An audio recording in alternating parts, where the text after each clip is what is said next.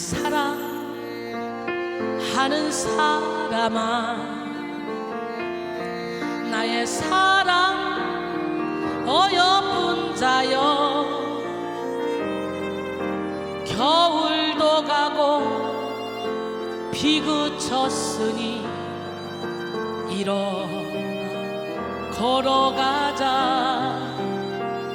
동산에는 예쁜 꽃 피고 작은 새들 노래 부르니 나의 사랑 어여쁜 자여, 일어나서 함께 가자. 어디로? 주님 계시는 아름다운 곳, 루루루루루루, 일어나서 함께 가자. 우리 모두 주님 안에서 사랑으로 맺은 형제니,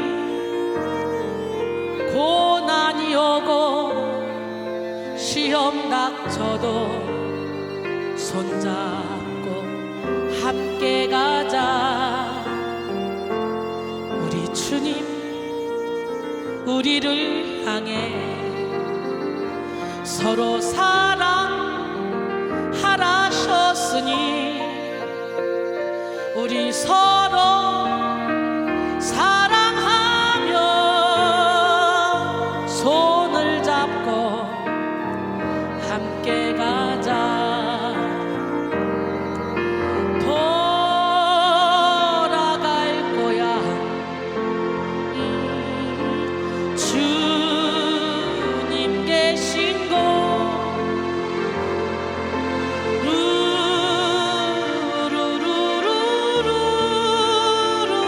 손을 잡고 함께 가자.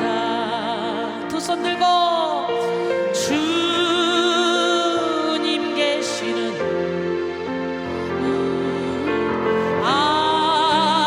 아름다운 곳,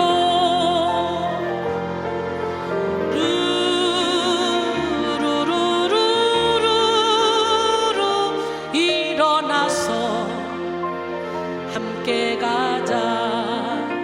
에스겔 37장 1절로 10절 말씀 함께 봅니다. 에스겔 37장 1절로 10절 말씀. 여호와께서 권능으로 내게 임재하시고 그의 영으로 나를 데리고 가서 골짜기 가운데에 두셨는데 거기 뼈가 가득하더라. 나를 그 뼈 사방으로 지나가게 하시기로 본즉 그 골짜기 지면에 뼈가 심이 많고 아주 말랐더라. 그가 내게 이르시되 인자야, 이 뼈들이 능히 살 수 있겠느냐 하시기로 내가 대답하되 주 여호와여, 주께서 하시나이다. 또 내게 이르시되 너는 이 모든 뼈에게 태어나여 이르기를 너희 마른 뼈들아, 여호와의 말씀을 들을지어다. 주 여호와께서 이 뼈들에게 이같이 말씀하시기를 내가 생기를 너희에게 들어가게 하리니 너희가 살아나리라. 너희 위에 힘줄을 두고 살을 입히고 가죽으로 덮고 너희 속에 생기를 넣으리니 너희가 살아나리라. 또 내가 여호와인 줄 너희가 알리라 하셨다 하라. 이에 내가 명령을 따라 대원하니 대원할 때 소리가 나고 움직이며 이 뼈 저 뼈가 들어맞아 뼈들이 서로 연결되더라. 내가 또 보니 그 뼈에 힘줄이 생기고 살이 오르며 그 위에 가죽이 덮이나 그 속에 생기는 없더라. 또 내게 이르시되 인자야, 너는 생기를 향하여 대언하라.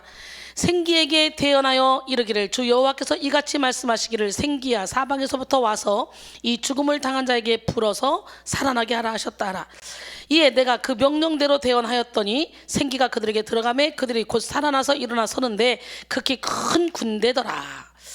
우리 교회가 마른 뼈 같은 영혼들을 모아서 말씀으로 막 뼈들을 착착착착착 모이게 해서 힘줄이 살이 돋게 해서 쫙 사람 형상으로 만들어서 거기다가 막 여호와의 생기를 확 풀어놔가지고 여러분이 군대로 펄떡펄떡 쓰게 해서 예루살렘과 온 유대와 사마리아와 땅끝까지 복음을 증거하기 위해서 내보내는 그런 교회 아닙니까?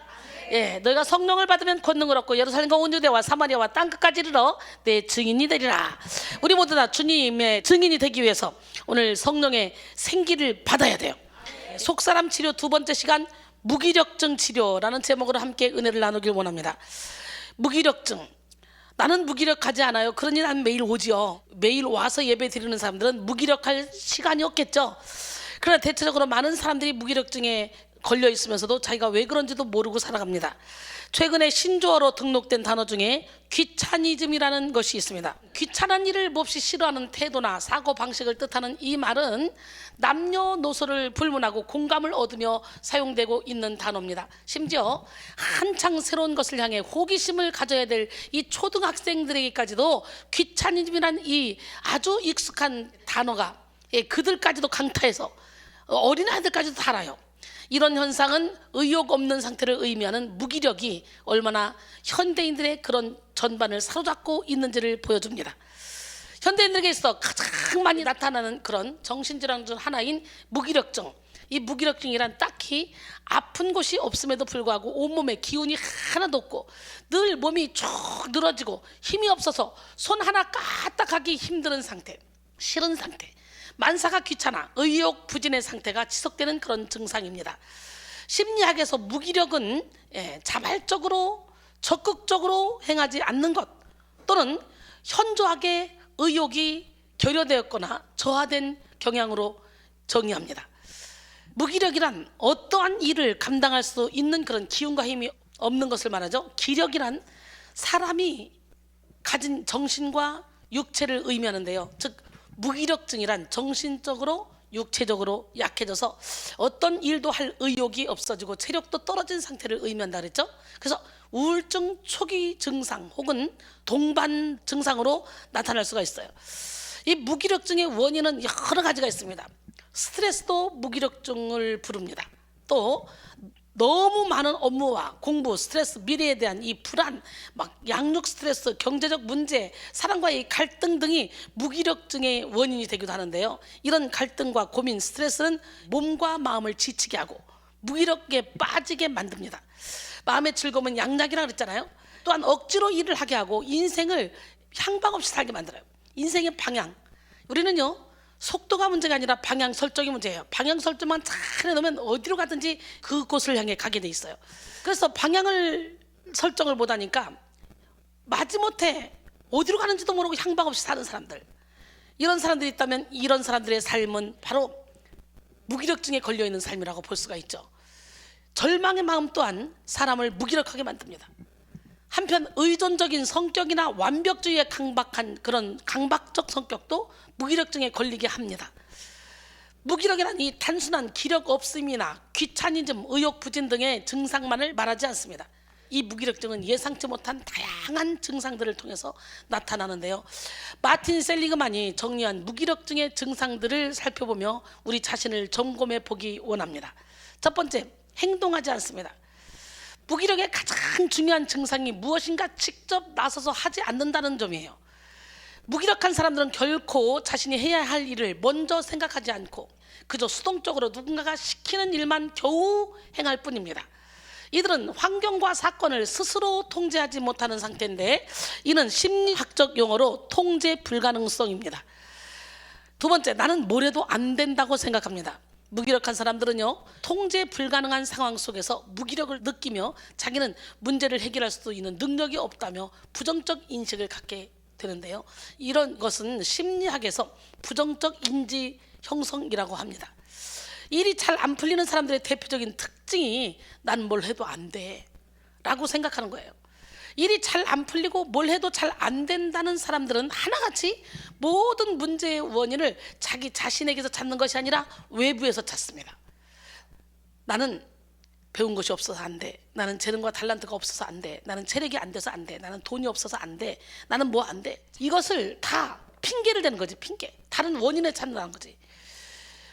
오늘 여러분, 내 영혼이 살아있으면 모든 것이 신바람 나요. 삶 자체가 신바람 납니다. 내 주 예수 모신 곳이 그 어디나 하늘나라가 있잖아요. 여러분 예수님을 주인으로 모시면 여러분이 있는 그곳이 하늘나라는 거 체험하게 될 것입니다. 제가 그걸 날마다 체험하며 살고 있잖아요. 그렇기 때문에 자꾸 문제만 탓하는 거, 이런 사람은요 아무것도 해결할 수 있는 게 없죠. 그 다음에 마음과 몸이 모두 아파요. 무기력은 여러 정서 장애를 동반하는데요, 무기력으로 인해서 슬픔, 우울, 불안, 죄책감, 분노 등의 이 부정적인 이 감정이 생겨나며 이런 정서는 육체에까지 영향을 준다는 것이죠. 예, 실제로 스트레스를 받아서 생기는 육체의 질병에는 많은 질병이 있잖아요. 뭐 두통, 소화불량, 불면증, 위궤양, 뭐 이 소화가 안 되니까 어떻게 돼요? 자꾸 장이 안 좋아지고 등등 여러 가지 질병을 동반합니다. 그다음에 네 번째로 지나친 수동성을 지닙니다. 이 무기력에 점령당한 사람은 지극히 수동적인 경향을 가지므로 어떠한 외부 공격에도 대항하지 못합니다. 이는 대항할 힘이 있음에도 불구하고 수용하는 온화함과는 다른 거예요. 경쟁해봐야 어쩔 수 없다는 부정적 인지를 통한 행동 장애의 모습입니다. 그 다음에 다섯 번째는 극단을 오가는 식욕을 가집니다. 무기력은 우울과 동시에요, 체중의 변화를 가져오는데요, 이들은 갑자기 살이 찌거나 갑자기 살이 빠지는 거예요. 많이 먹거나 아니면 아주 소식하고 안 먹죠. 이 다섯 가지 무기력증 증상이 셀리그만이 정리한 것인데요, 이에 덧붙여 심리학자 허버트 프로이텐베르거는 더욱 상세히 그 증상을 7가지로 설명했는데, 그것은 바로 탈진과 피로, 고립되었다는 생각, 조급함과 과민 반응, 완벽주의, 과대망상, 진압력 장애. 이 진압력 장애가 뭐냐면 시간, 공간, 관계, 성질, 식별 등의 이 감각에 혼란이 온 상태를 말해요. 그 다음에 7번째 통증입니다.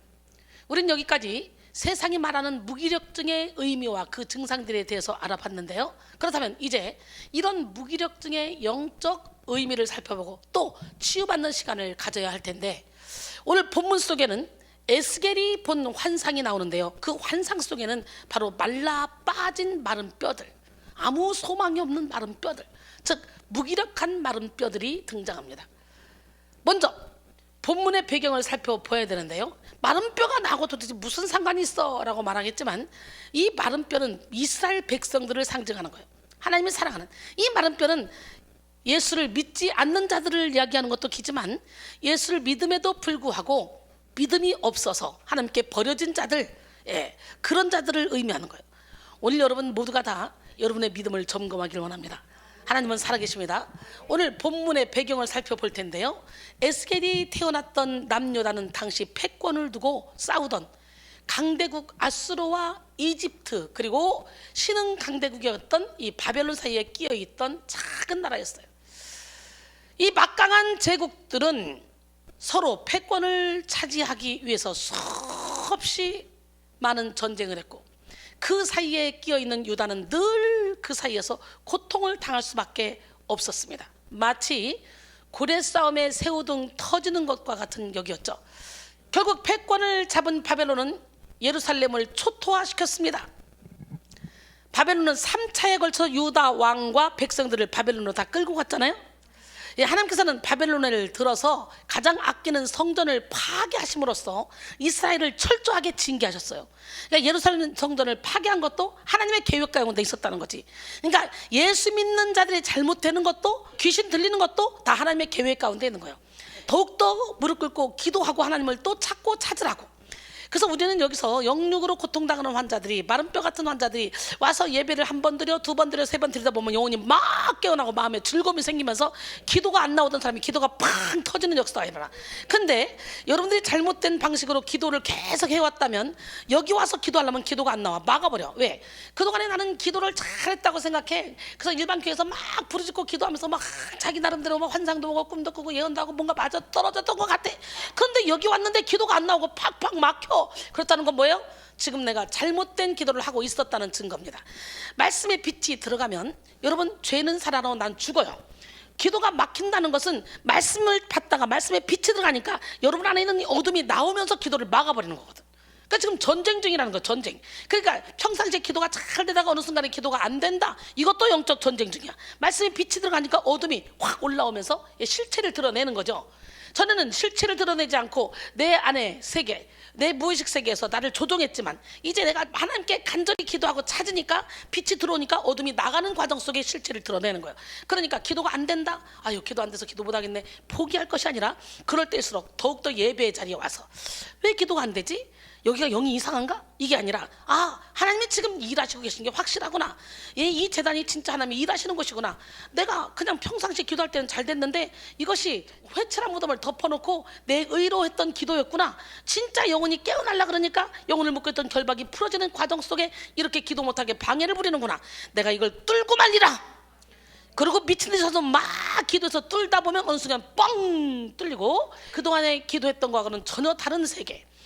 그동안에는 아무리 기도해도 내가 변화가 되지 않았는데 여기서는 한 번, 두 번, 세 번 예배 드리다가 어느 순간에 내가 변화가 돼. 변화가 되고 나면 어떻게 돼? 막 10번 혈기되던 사람이 이제 7번, 6번, 5번, 2번, 1번 그렇게 욕심을 부리는 사람이 욕심이 하나도 안 나. 이기적인 사람이 막 이타적으로 바뀌어 막 남을 돕고 싶고 섬기고 싶고 하나님 사랑, 이웃 사랑을 실천하고 싶어. 이렇게 바뀌는 역사가 일어나. 너희는 이 세대를 본받지 말고 오직 마음을 새롭게 함으로 변화를 받아 하나님의 선하시고 기뻐하시고 온전하신 뜻이 무엇인지 분별하도록 하라. 로마서 12장 2절의 말씀이죠. 우리는 분별해야 돼요. 변해야 돼요. 할렐루야. 세 차례에 걸쳐서 포로로 끌려가는데 주전 605년 제1차 바벨론 포로 때에는 다니엘을 포함한 왕족과 귀족들을 끌고 갔어요. 주전 597년 2차 포로 시기에는 기술자들을 끌고 갔고 에스겔도 이때 끌려가게 됩니다. 여호야긴 왕과 왕의 모친과 왕의 아내들과 내시와 나라의 권세 있는 자들이 포로로 다 끌려갑니다. 이때 용사 7,000명을 포함하여 방백과 백성 총 1만 명 그리고 공장과 대장장이 1,000명이 끌려갔는데 그들은 모두 강건하여 싸움에 능한 자들이었습니다. 반란의 구심점이 될 소지가 있는 최고 지도자들과 탁월한 인물들을 모두 뽑아서 끌고 가므로 비천한 자 외에는 그 땅에 남은 자가 없도록 해서 남유다를 철저히 무력화시킨 거예요. 여기에 에스겔 선지자와 에스더의 사촌 모르드게의 조상도 포함되어 있었습니다. 또한 바벨론은 여호와의 전에 모든 보물과 왕궁 보물을 집어내었으며 또 이스라엘 왕 솔로몬이 만든 것 곧 여호와의 전의 금기명을 다 회파했습니다. 그리고 3차 주전 586년 포로 시기에는 남유다가 완전히 멸망했고 예루살렘이 포위되어 있는 동안 기근이 극심하여 자녀를 잡아먹을 정도로 아주 비극적 참상이 벌어졌어요. 근데 바벨론 왕은 시드기야 왕의 목전에서 그 아들들을 죽이고 시드기야의 두 눈을 빼고 사슬로 결박하여 바벨론으로 끌고 가서 죽는 날까지 오게 가두었습니다. 여러분 이게 1, 2, 3차 어떤 자들이 끌고 갔는지 배웠죠? 이거 잘 해놓으면 나중에 신학 공부하고 목사고시 시험 볼 때 이거 나와요. 근데요 에스겔은 몇 차에 끌려갔다고? 2차 포로 때 끌려갔다 그랬죠? 2차 포로 때 끌려가는데 2차로 끌려간 에스겔은 어릴 때부터 유달리 총명했고 학문에도 조예가 깊은 인물이었어요. 그는 젊은 나이에도 깊은 영성과 지혜로 많은 사람들의 존경을 받던 자로 장차 나라를 이끌고 갈 차세대 리더로 세워질 아주 유망주였습니다. 그 또한 아름다운 예루살렘 성전에서 하나님의 백성들을 이끄는 영적 리더가 될 꿈을 가지고 살았을 것입니다. 그러나 결국 바벨론 제국의 침공으로 예루살렘은 잿더미가 되어버렸고 동시에 에스겔의 꿈도 잿더미가 되어버렸죠. 그는 머나먼 타국 땅에 포로로 끌려가 깊은 실망에 빠지기도 했지만 항상 마음 한켠에는 고국으로 돌아가리라는 꿈을 가지고 있었어요. 그런데 바벨론의 3차 침공으로 인해 예루살렘 성전까지 완전히 파괴되고 이제 많은 사람들이 살육당하며 시드기야 왕은 두 눈이 뽑혀 포로로 끌려오게 되었다는 이 청청병력 같은 소식을 듣게 되죠. 심지어 에스겔의 사랑하는 아내의 죽음 소식 또한 듣게 됩니다. 그는 20대의 청년의 나이에 포로로 끌려왔지만 어느덧 15년이 지나 40대가 되었고 그에게는 이제 조국도 직장도 사랑하는 가족도 아무것도 남지 않게 되었습니다. 그야말로 미래에 대한 아무런 소망이나 꿈도 남지 않은 상태죠. 당시 유다 포로들은 바벨론을 향해 원한을 품고 피눈물을 흘렸지만 그러면서도 그 강력한 바벨론의 위험 앞에 완전히 무기력했습니다. 화려한 도시와 막강한 군사력 그리고 거대한 우상 신상과 신전들 앞에 압도당할 수밖에 없었죠. 복수를 생각하다가도 그저 암담한 현실 앞에 체념할 수밖에 없었습니다. 모든 힘을 잃고 무기력하게 낙심하게 살 수밖에 없는 바로 그때 하나님은 그발 강가에서 에스겔에게 나타나 주셨습니다. 바로 여기가 그발 강가가 되기를 원합니다. 여호야긴 왕이 사로잡힌 지 5년 그달 초닷새람 갈대아 땅 그발 강가에서 여호와의 말씀이 부시의 아들 제사장 나 에스겔에게 특별히 임하고 여호와의 권능이 내 위에 있으니라. 오늘 이 시간에 할문이 열리는 축복, 여호와의 권능이 여러분에게 있어지는 시간이 되기를 원합니다. 할렐루야. 어느 순간에 우리 김지환 우리 목사님을 이렇게 멋진 작품으로 키워서, 야, 쟤는 저렇게 느려서 어떡하냐, 쟤는 아무 생기가 없어서 어떡하냐, 쟤는 저렇게 무기력해서 어떡하냐, 그리고 걱정했는데 세상에 목사 안수를 받으면서 팍 깨어나서 하나님이여 우리에게 직분을 주실 때는 그 직분을 감당할 수 있는 힘도 동시에 주신다는 거. 그러니까 나는 못해, 나는 안 돼, 이 소리 다 버리고 내게 능력 주시는 자 안에서 나는 뭐든지 할 수 있다는 고백을 하는 기적의 주인공들이 되길 원합니다. 예, 우리 김지민 전도사님이 오늘 낮에 기도인도 하고 찬양인도 하고 그랬다면서, 근데 아주 잘했다고 우리 원미연 목사님 그래요. 어휴, 김지민 전사님이 생각보다 너무 잘했어요. 찬양인도도 잘하고 목소리도 좋고 기도인도도 잘하네요. 기대를 안 하고 시켜서 그런지 몰라도, 그래서 우리 배지 목사님이요, 이제 김지민 전사는 살만 빼면 된다 그랬대요. 김지민은 5,000평이 돼가지고 다른 사람은 김지환이나 뭐 최우일 또 우리 박진호 목사 이 세 목사님은 살쪄도 각시가 있잖아, 임자가. 그러나 지민이는 아직 임자가 없어. 그래서 그렇게 뚱땡이 돼가지고는 장가볼까. 그러니까 거기서 빨리빨리 확 잘라버려. 더 자르라고 안 할 테니까 15kg만 잘라. 15kg는 잘라야 돼. 거기서 15kg만 자르면 돼. 야, 한번 해봐. 하려고 맘먹으면 되는 거야. 뭐, 야, 하다가 힘 딸린다고 뭐 나처럼 여기 서가지고 살 덜덜 떨리고 뭐 이런 거 아니잖아. 지는 설교 안 하니까 뒤에 앉아 있는데 슬금슬금 줘라도 뭐 괜찮잖아. 하다가 힘들어 조는 거 뭐 별걸 다 가르쳐주네 진짜. 살 빼려고 맘만 먹으면 빼. 독하게 맘만 먹으면 뺄 수 있어. 빨리 빼봐. 나는 이 사역을 해야 되니까 빼고 싶어도 사역하려면 체력이 딸리고 여기 서 있으면 막 후들거리고 이러니까 어쩔 수 없어서 야식도 먹고 그러다 보니까 나도 모르게 5,000평이 돼가지고 막 정신없이 찌더니, 예, 지금 좀 빠졌지만 아직 멀었는데 우리 신랑이 그래요. 자기야, 이제는 뚱띠라고 못 부르겠네. 이제는 어떻게 부를까? 이쁜이라고 부를까? 예. 예, 그리고 아침에 일어나면 어머 안 부었어, 얼굴이 작아졌어, 막 그리고 몇 번씩이나 얘기를 해요. 좋아가지고. 그러니까 지민이도 살 빼봐라. 막 우리 사역자들이 다 좋아하고, 또 하냐? 여자들이 줄 설지. 지민이 참 똑똑하잖아. 뭐든지 다 잘하나. 근데 이 사역적인 면에서 기대를 별로 안 했는데 오늘 막 찬양인도도 잘하고 기도인도도 잘하고 너무 잘하더라고. 막 그래. 그러면 지민이가 또 막 금방 뜨는 거예요. 우리 하나님 살아계신데 우리 사역자들이 낮에 돌아가면서 설교하고 배지 목사님이 계속 훈련시키고 있어요. 기도인도 시키고 찬양인도 시키고 이렇게 훈련시키다 보니까 안 될 것 같았지만 어느 순간에 되더라고. 하다 보니 김지환도 저렇게 멋지게 영이 팍 깨어나잖아. 할렐루야. 영이 깨어나야 돼. 예, 그발 강가에서 에스겔에 나타나서 여호와의 능력이 임했어. 오늘 여기가 그발 강가, 여기 하늘문이 열리는 축복을 받는 시간이 되기를 원합니다. 봐요. 바벨론 포로로 가서 아무런 소망이 없던, 꿈도 없던, 고통 가운데 있던 이 에스겔이 그 상황 가운데서 세상에 이게 웬일입니까? 하늘이 열리면서 에스겔에게 하나님의 영이 막 특별히 임했어요. 그래서 어떻게 여호와의 권능이 막 그에게 임했어요. 오늘 여호와의 권능이 여러분에게 임하기를 원합니다. 오늘 환상을 요약하자면 하나님은 에스겔을 마른 뼈가 가득한 골짜기로 데려가십니다. 마른 뼈가 가득한 그 골짜기로 데려가세요. 그 모습은 에스겔에게 참 기가 막힌 거. 여러분 한번 생각해봐. 마른 뼈가 가득한 골짜기로 여러분을 하나님이 꿈속에서라도 인도한다면 소름 쫙 끼치지 않겠어요? 마른 뼈가 가득한 골짜기로 데려가셔서 에스겔에게 그 마른 뼈들을 향해 하나님의 소생 선포를 전달하도록 명령하죠. 그래서 하나님의 명령에 따라 말씀을 대언하자 마른 뼈들이 서로 연결되고 그 위에 힘줄과 살이 붙어요.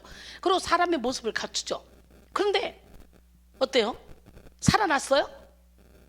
말씀을 선포했을 때 사람의 모습은 갖췄으나 아직 여전히 죽어 있어요. 상상해봐. 막 뼈들이 팍, 팔뼈, 막 목뼈, 막 뼈들이 쫙 터지는 게 착착착착착착 모여와. 그러더니 막 그 위에 살이 붙고 심줄이 생기고 쫙 사람처럼 쫙 바뀌어.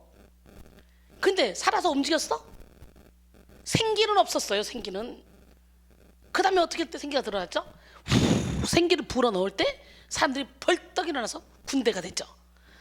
할렐루야. 마침내 그 마른 뼈들은 소생하여 큰 군대를 형성합니다. 이처럼 마치 무기력하게 흩어진 마른 뼈와 같은 유다 백성들이 하나님의 권능 가운데 완벽하게 회복될 것을 암시해주는 환상이죠. 우리도 마른 뼈 같은 성도들이 처음에는 막 와서 하나가 되지도 못하고 자기 자신이 누군지도 모르고 막 이런 성도들이 많은데 어느 순간에 은혜 받다 보면 촥촥촥 말씀의 빛이 들어가면서 진짜 영혼의 막 뼈들이 착착착착착착 살이 붙고 막 심줄이 생기고 확 하다가 생기가 확 들어가면 영혼이 벌떡 일어나서 행복하게 항상 기뻐하라, 시름하라, 기도하라, 범사에 감사하는 하나님의 말씀대로 살아가는 것을 우리가 보게 되죠. 우리 이명정 원사님은 학교 선생님입니다. 수원에서 오니까 시간이 오래 걸려. 근데 하루도 안 빠져요. 그 바쁜 와중에도 하다못해 보령에서 21일 다니엘 기도회를 하는데 새벽과 저녁을 온전히 참석하고, 그렇게 가정적이고 신랑이 박사님이야. 신랑이 대단한데 진짜 한 번도 밥을 안 챙겨준 적이 없는 사람이 일주일 거 미리 가서 잠깐 가가지고 밥을 착착착 준비해놓고 반찬 해놓고 차려 먹어. 그리고는 21일 동안을 계속 보령과 학교로 왔다 갔다 하면서 21일 다니엘 기도회를 성공했어요. 근데 지금도 평일날 매일 옵니다. 매일. 그러더니 어느 순간에 막 이뻐지기 시작하더니 지금은요 가장 제가 사랑하는 자로 바뀌었어요. 오늘은 와서 또 그 바쁜 와중에 저녁 닭 백숙까지 해줬다면서? 아 참나, 나도 먹고 싶네. 나 닭이 좋대요. 아우 나. 여러분, 에스겔 37장 2절에 그 골짜기 지면에 뼈가 심이 많고 아주 말랐더라 그랬어요. 심이 많다, 아주 말랐다. 여기에 해당하는 단어는 메우드인데요, 그가 본 해골이 아주 많았고 또 아주 마른 상태임을 강조함으로 이스라엘의 절망적 상황을 부각시키는 그런 표현인데요. 여러분, 또한 이 골짜기의 뼈들은 많았을 뿐만 아니라 말랐다는 거지요. 그것도 심히 말랐다는 거지. 말랐다고 했는데 이에 해당하는 예베소트의 원형 야베시는 나무나 풀이 말랐다는 의미 외에도 어떤 것이 쇠약해진 상태를 묘사하거나 하나님의 심판에 직면한 존재의 초라함을 묘사하는 의미로도 사용되었습니다. 특히 본절에서는 하나님께 심판으로 당한 재난과 상심의 폭이 너무 커서 하나님의 소망의 약속을 받아들일 수도 없는 상태임을 나타냅니다. 그야말로 영육간의 무기력한 상태임을 알 수가 있죠. 오늘 본문 속 에스겔과 이스라엘 사람들이 무기력에 빠졌던 원인을 크게 두 가지로 생각해 보면, 첫 번째, 과거의 실패로 인한 상처 때문입니다.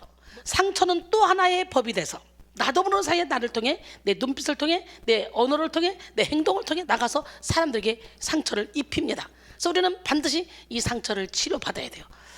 마음이 상한 자를 고치신 하나님, 그 하나님은 바로 여러분의 하나님입니다. 할렐루야.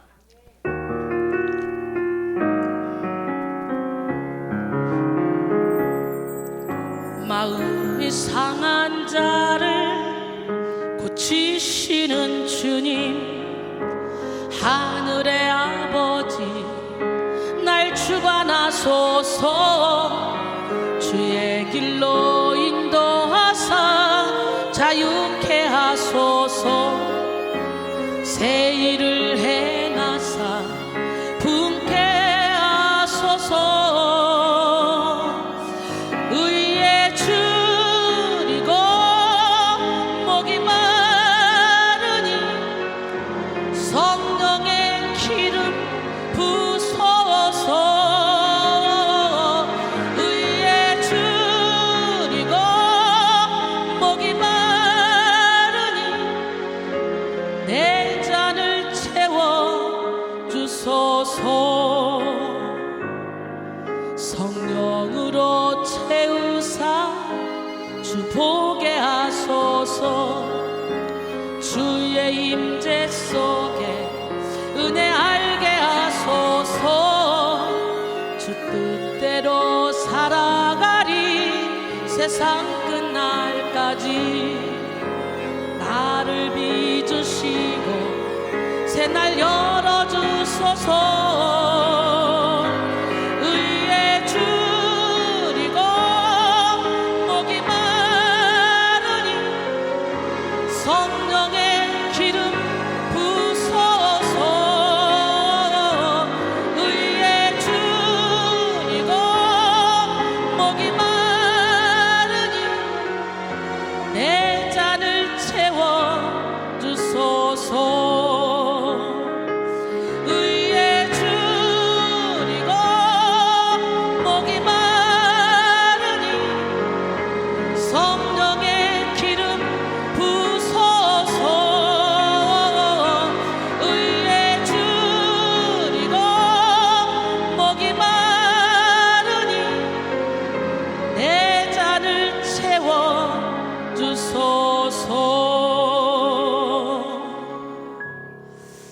할렐루야.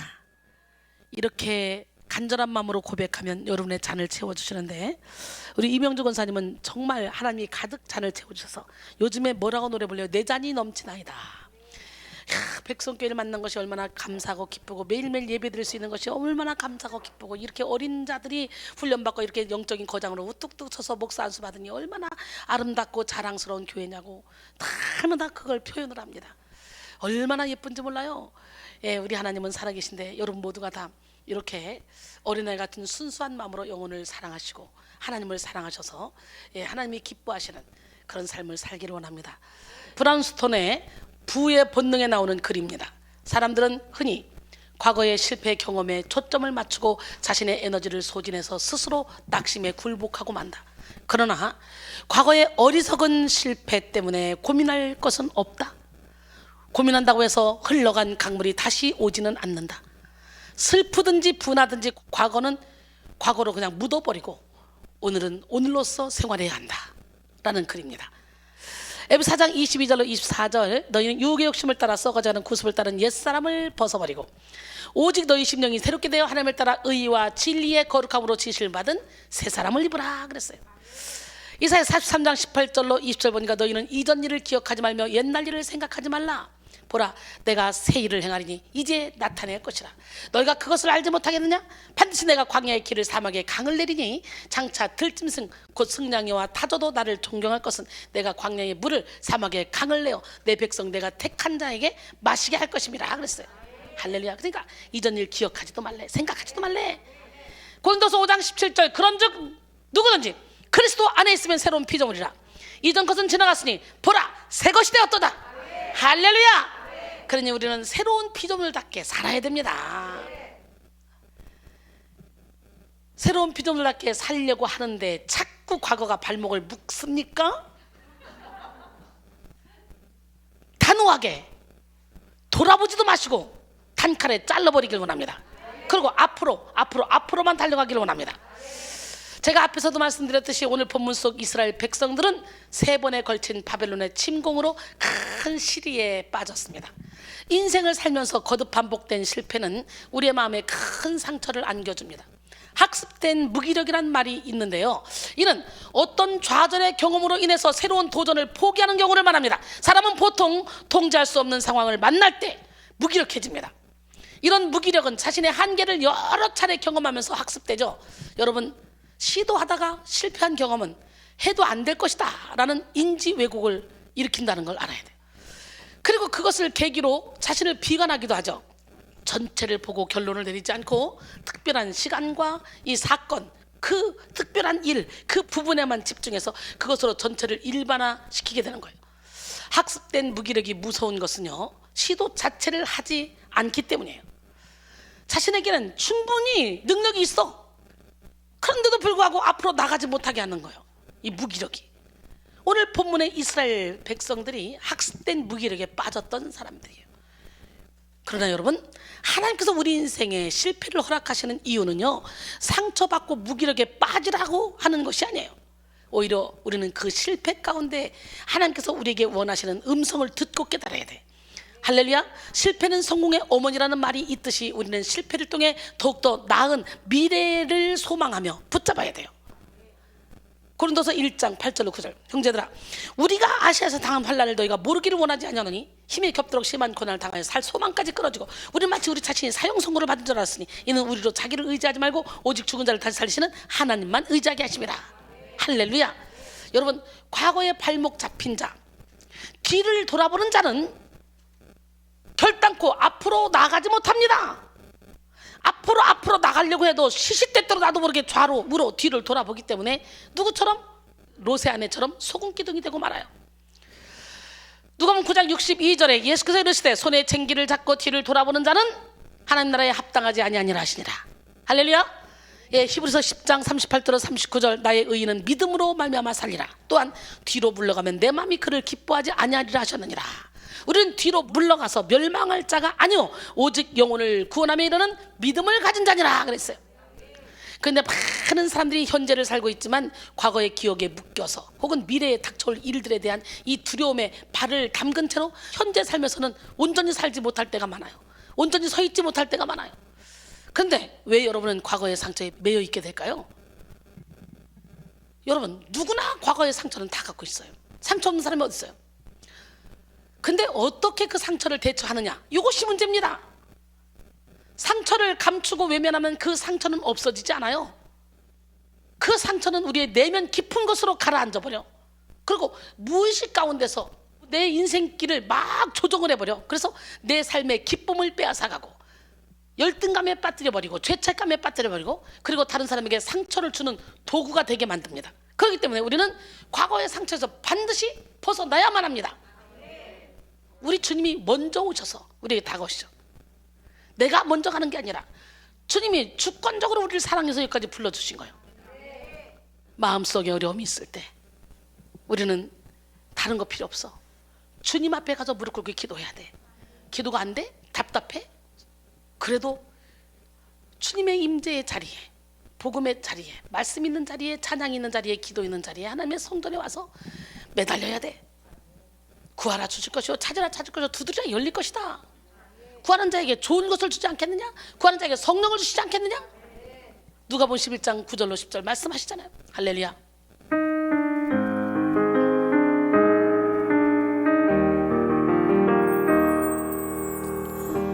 마음속에 어려움이 있을 때, 마음속에 어려움이 있을 때, 마음속에 어려움이 있을 때 주님 내게 먼저 오사 내 마음을 만지고, 주님 앞에 나아갈 수 없을 때, 주님 앞에 나아갈 수 없을 때, 주님 앞에 나아갈 수 없을 때 주님 날 먼저 안으시네. 그렇다고 할지라도 날 사랑하시는 내 하나님의 사랑은 나의 모든 걸 덮고, 그렇다고 할지라도 날 안아주시는 내 하나님을 부를 때 아버지라 부르죠. 마음속에 어려움이 있을 때, 마음속에 어려움이 있을 때, 마음속에 어려움이 있을 때 주님 내게 먼저 오사 내 마음을 만지고, 주님 앞에 나아갈 수 없을 때, 주님 앞에 나아갈 수 없을 때, 주님 앞에 나아갈 수 없을 때 주님 날 먼저 안으시네. 그렇다고 할지라도 날 사랑하시는 내 하나님의 사랑은 나의 모든 걸 덮고,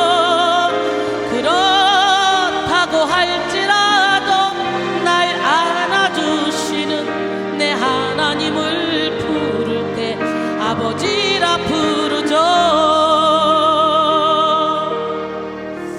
아멘이십니까? 할렐루야. 저를 만나서 예배 드리면서 너무도 오랜 세월 동안 하나님을 찾았지만 못 찾았던 분들이 찾더라고요, 하나님을. 그리고 하나님이 살아계심을 온몸으로 느끼면서 하나님 주시는 참된 기쁨을 또 함께 느끼더라고요. 처음에 오면 나는 항상 기쁘다, 나는 쉬지 않고 기도한다, 난 범사에 감사한다 그러면 거짓말, 뻥쳐. 어떻게 항상 기쁠 수 있어? 아이고 참, 어떻게 범사에 감사해? 어떻게 쉬지 말고 기도해? 잠은 안 자? 그러면서 속으로 은근히 저 거짓말, 뻥, 이런 사람들이 있을 텐데, 은혜를 받다 보면 어느 순간에 자기도 꿈속에서조차도 기도하고 있는 자기를 발견하게 되고, 무시로 성령 안에서 기도가 돼. 운전하면서, 길거리 가면서, 자동차 밥 먹으면서 저절로 기도가 되는 걸 경험하게 되고 체험하게 되고, 모든 초점이 하나님께 가 있는 자기를 발견하게 돼. 그리고는 어머, 지금까지 내가 신앙생활을 헛 신앙생활 했네. 야, 너무 행복하네. 너무 기쁘네. 교회 일을 하는데 우리 이명주 권사님 그러잖아요. 전에는 하루 종일 아침부터 저녁까지 교회 가서 신나게 일을 하면 저녁 때 되면 파김치가 돼가지고 거의 너무너무 지치고 피곤한 상태로 집에 왔는데, 여기는 와서 아침 오전 예배 오후 예배 다 드리고 그냥 교회에서 보통 7, 8시간 있잖아. 그러다가 집에를 가는데도 그렇게 여기서 기쁨이 넘치고 새 힘이 넘친다는 거예요.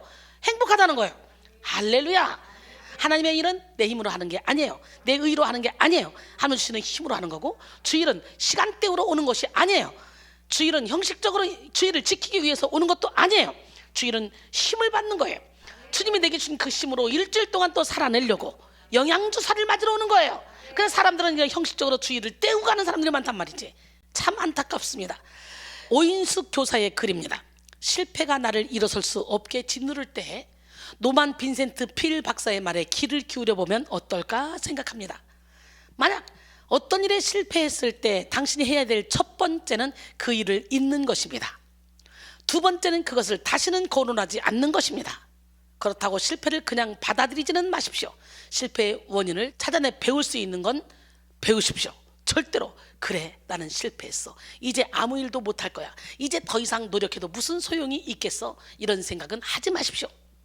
패배의식은 당신을 영원한 실패자로 남게 합니다. 하나님께 다음에는 어떻게 해야 성공할 수 있는지 부탁드리십시오. 그리고 인내하십시오. 그러다 보면 당신은 성공에 있을 것입니다. 성공에 있을 것이라는 거예요. 실패를 만났을 때 어떻게 대처하느냐에 따라서 우리 삶의 방향이 바뀌게 됩니다 라고 말했어요. 오늘 실패를 성공의 어머니로 생각하시고, 실패에 매이지 마시고, 왜 실패했지? 여기서 이게 추가가 덜 됐구나, 이걸 추가하면 되겠네. 자꾸 다시 바꿔보는 거야. 좌절하지 마시고. 두 번째, 근본적으로 해결되지 못한 죄악 때문입니다. 하나님께서 이스라엘 백성들을 세 차례나 바벨론의 침공을 받게 하신 사건은 사실 우연히 일어난 일이 아니었어요. 선자들을 통해 계속적으로 예고했어요. 예고편. 돌아와, 빨리 정신 차리고 돌아와 수도 없이 했어요. 에레미야도 수도 없이 선포했습니다. 그런데 막 웅덩이에 집어넣고 절대로 우리는 끌려가지 않을 거다, 우리는 망하지 않을 거다, 거짓 선자들의 말만 듣고 막, 그래서 에레미야가 죽을 고생했잖아요. 40년 동안 울면서 선포해도 복음이 들어가질 않았잖아. 눈물의 선지자잖아. 그래서 에레미야가 눈물의 선지자. 여러분, 근데요, 하나님의 심판과 징계에는 반드시 원인이 있어요. 원인. 따라서 이들은 단순히 자신들이 심판받은 고통스러운 현실만 보고 상처받을 일이 아니었습니다. 왜 자신들이 심판을 받아야 했는지 그 문제를 깨닫고 회개하였어요. 회개하고 돌아왔어야 돼요. 에레미야 29장 10절로 13절 보니까 여호와께서 이와 같이 말씀하시니라.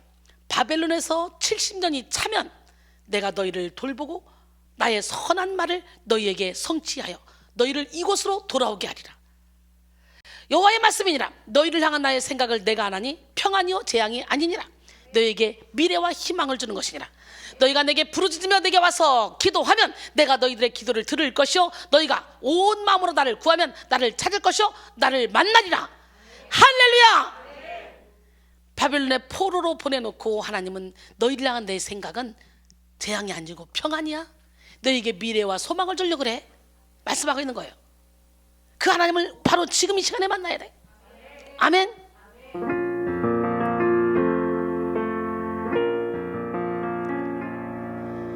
너희를 향한 나의 생각은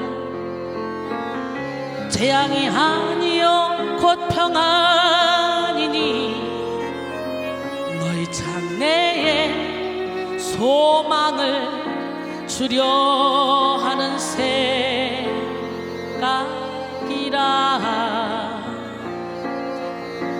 하나님이 우리에게 주신 것은 두려워하는 마음 아니요 오직 능력과 사랑 절제하는 마음이니 두려워 말라 내가 너와 함께함이라. 놀라지 말라 나는 내 하나님 됨이라. 내가 너를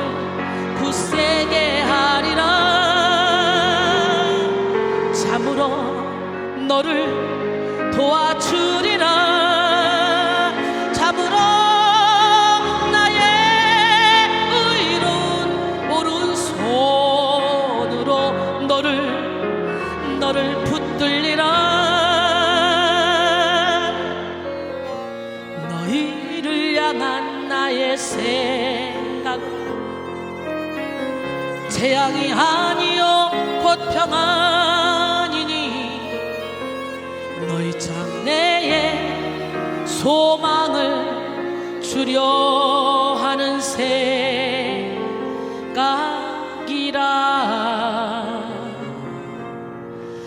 하나님이 우리에게 주신 것은 두려워하는 마음 아니요 오직 능력과 사랑 절제하는 마음이니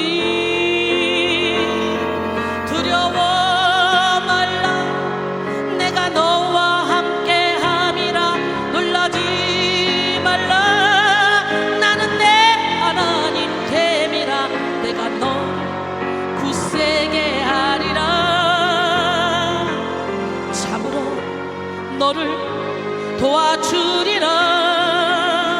참으로 나의 의로운 오른손으로 너를 붙들리라. 너희를 향한 나의 생각은 재앙이 아니요 곧 평안이니 너희 장래에 소망을 주려 하는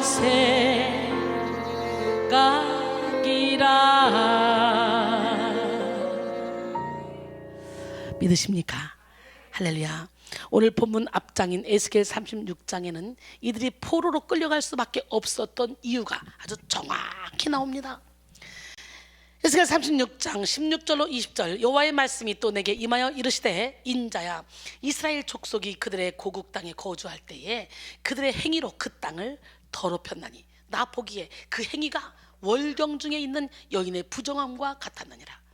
그들이 땅 위에 피를 쏟았으며 그 우상들로 말미암아 자신들을 더럽혔으므로 내가 분노를 그들 위에 쏟아 그들을 그 행위대로 심판하여 각국에 흩으며 여러 나라에 해쳤더니 그들이 이른바 그 여러 나라에서 내 거룩한 이름이 그들로 말미암아 더러워졌나니 곧 사람들이 그들을 가리켜 이르기를 이들은 여호와의 백성이라도 여호와의 땅에서 떠난 자라 하였습니다. 참 여러분, 우리 하나님 마음이 어땠을까요? 세상 사람들이 조롱할 정도로 이스라엘 백성들을 파괴시키며 하나님을 더럽혔는데, 그잖아. 그러니까 나중에 그러잖아요. 이사야 43장 25절에 나 곧 나는 나를 위하여 내 허물을 도말하는 자니 내 죄를 기억하지 아니하노. 할렐루야. 근데 하나님 자신의 이름을 더럽히면서까지, 자신을 의심하게 만들면서까지 이스라엘 백성들을 포로로 보내서 훈련시킬 수밖에 없었던 하나님의 그 안타까운 마음. 이스라엘 백성들은 하나님을 경외하지 않고 부정한 행동과 우상 숭배를 저지르며 그 땅을 더럽혔습니다. 하나님은 분명 이전에 이렇게 명령하셨습니다. 민수기 35장 34절에 너희는 너희가 거주하는 땅 곧 내가 거주하는 땅을 더럽히지 말라. 나 여호와는 이스라엘 자손 중에 있음이니라 그랬어요. 하지만 이스라엘 백성들은 하나님의 명령을 어기고 죄악된 길로 막 빠졌습니다. 이스라엘 백성들의 이 죄된 행위를 월경 중의 여인의 부정함에 비유하고 있잖아요. 이것은 불의의 피를 흘린 것과 우상 숭배를 한 이스라엘 백성들의 모습과 연결이 되는 거예요. 당시 월경 중 여인 혹은 유출병이 있는 여인이 만지는 모든 것은 다 부정하다고 여겼습니다. 이와 같이 이스라엘 백성들의 윤리적, 도덕적, 신앙적 타락으로 인해 그들이 거하는 땅에 하나님이 함께 하실 수 없었습니다. 하나님은 이스라엘 백성들의 타락한 모습을 보시고 그들이 약속의 땅에 거하는 것을 용납하지 않으셨어요. 결국 하나님은 이스라엘 백성을 그 땅에서 쫓겨내는 심판을 내리셨습니다. 이스라엘 백성은 하나님만을 경배하며 제사하기 위해 자신들을 정결케 하는 제사 동물의 피만을 흘린 것이 아니었어요. 그들은 악행의 피를 흘림으로 하나님의 심판을 자초했습니다. 그들 스스로 하나님으로부터 받은 이 축복의 상징인 가나안 땅을 죄의 장소로 오염시켜버린 거예요. 하나님은 이러한 모습을 보시고 이스라엘 백성들을 여러 나라로 흩어지게 심판하셨어요.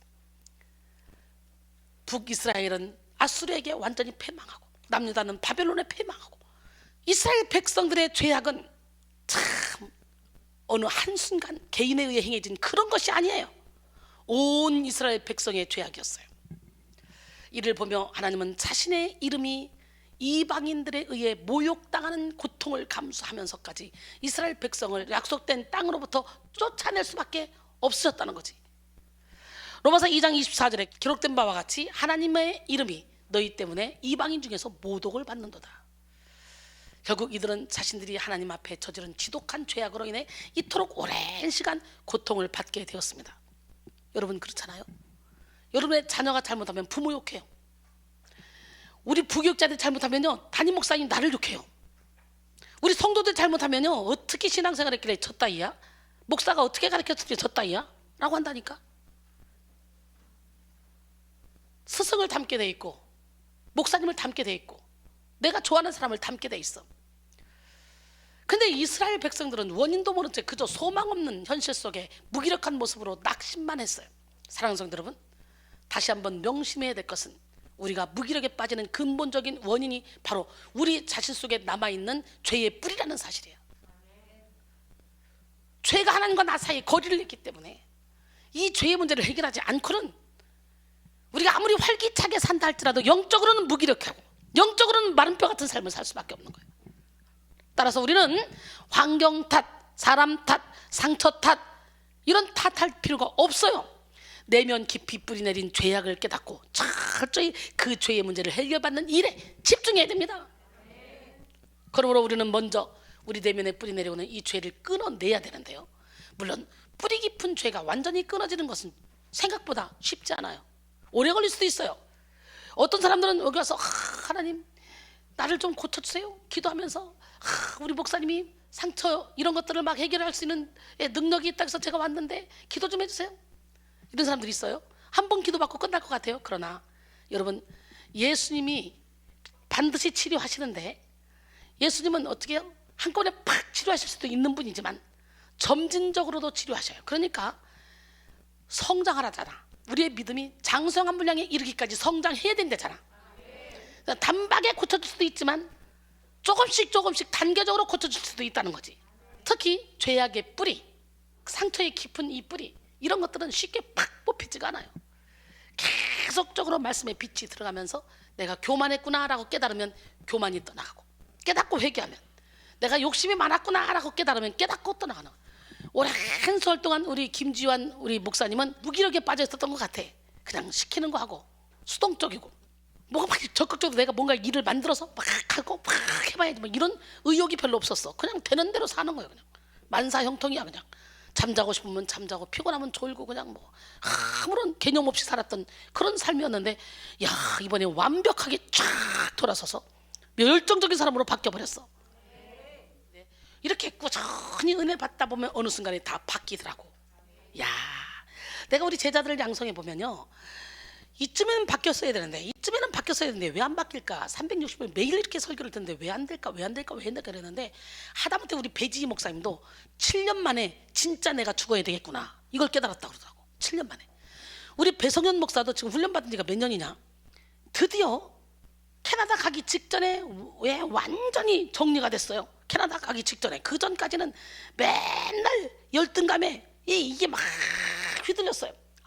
지금 캐나다에서요, 우리 깐깐한 여선희 권사님이 칭찬이 말로 다 표현할 수 없어요. 문자도 지금 배성현 목사님 여기서 너무너무 잘하고 있습니다. 너무너무 지금 캐나다가 완전 살아났어요. 야, 하나님이 앞으로 캐나다를 몇 달 안 갈 것 같아. 자립이 멋지게 지금 키워가고 있는데, 여러분 10번을 시도해도 100번 1000번을 시도해도 넘어졌다 일어섰다를 반복할 수도 있습니다. 안 될 것 같아. 에디슨도 그랬잖아요. 에디슨도 발명하는데 수도 없이 실패했잖아요. 그러나 이렇게 결코 포기해서는 안 돼. 우리는 끈질긴 죄와 싸우고 우리를 승리케 하실 하나님의 능력으로 담대히 죄와 맞서야 됩니다. 반드시 이기게 해주시거든요. 잠언 24장 16절에 대저 의인은 7번 넘어질지라도 다시 일어나려니와 악인은 재앙으로 말미암아 엎드러지느니라 그랬어요. 무기력과 관련된 대표적 죄악으로는 불신앙, 영적 무지, 게으름입니다. 전능하신 하나님을 믿지 못하는 불신앙은 우리를 무기력하게 만들어요. 이스라엘 백성들은 불신앙의 아이콘으로 아주 유명합니다. 이스라엘 백성들은 불신앙의 아이콘으로 아주 유명한데 어때요? 불신앙의 아이콘으로 그렇게 유명했던 우리 배성현 목사님도 멋진 거장이 됐잖아. 그러니까 우리는 자기 눈에 들보나 빼면 돼. 남의 눈에 티 자꾸 건드리지 말고, 신학생이 왜 저따위야, 이거 주계종이 왜 저래 그러지 말고, 어느 순간에 쑥 자라서 영적 거장으로 우뚝 설 거니까. 그래서 인내하고 기다려주는 거예요. 오랜 바벨론 포로 가운데 이들은 계속 하나님을 원망했습니다. 이사야 40장 27절, 야곱아 어찌하여 내가 말하며 이스라엘아 내가 이르기를 내 길은 여호와께 숨겨졌으며 내 송사는 내 하나님에게서 벗어난다 하느냐. 그렇게 이 말은 뭐예요? 이스라엘이 하나님은 나의 사정을 몰라, 나에게 무관심해, 바로 이 말이에요. 이처럼 하나님을 향한 불신앙은 점점 이들의 영혼의 생기를 빼앗고 무기력하게 만들었습니다. 또한 여러분 앞에서도 말씀드렸듯이 이들을 징계하신 하나님의 뜻을 깨닫지 못하는 영적 무지가 이들을 무기력하게 만들었다는 거죠. 인생의 문제는 깨달음의 문제입니다.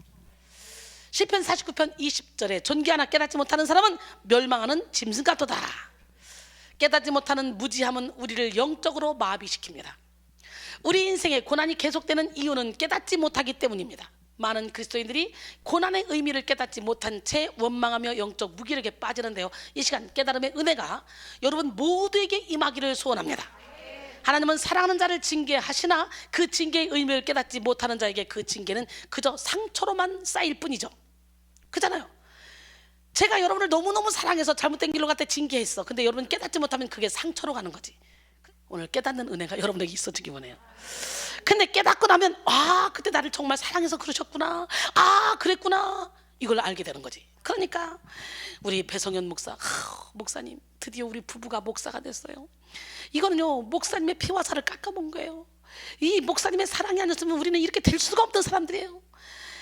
제가 이렇게 바뀐 것도 너무너무 기적인데, 우리 김주환 목사가 세상에 간증하면서 울면서 그 감각이 깨어났다는 거, 나는 그거 하나만으로도 만족합니다. 목사님, 김주환 목사는 그게 안 됐거든요. 그게. 근데 그 감각이 확 깨어나는데 어떻게 안 될 수가 있냐. 이거 360을 매일 이렇게 예배를 드리고 매일 내가 데리고 다녔는데도 불구하고 그렇게 더디게 깨닫는 사람이 있다니까. 왜? 게으르니까 더디게 깨닫는 거야, 그 생각까지도. 그러니까 깨닫지 못하는 자에게는 징계가 상처로만 쌓이는 거지. 여러분 훈련 받으면서 내가 상처받았다라고 생각하면 이건 상처가 아니라 내가 회개하고 돌이켜야 되는 건가 봐. 내가 깨닫지 못해서 지금. 여기 사람들 열매가 좋은 거 보니까 처음에는 막 무조건 잘한다 애기니까, 양육생이니까.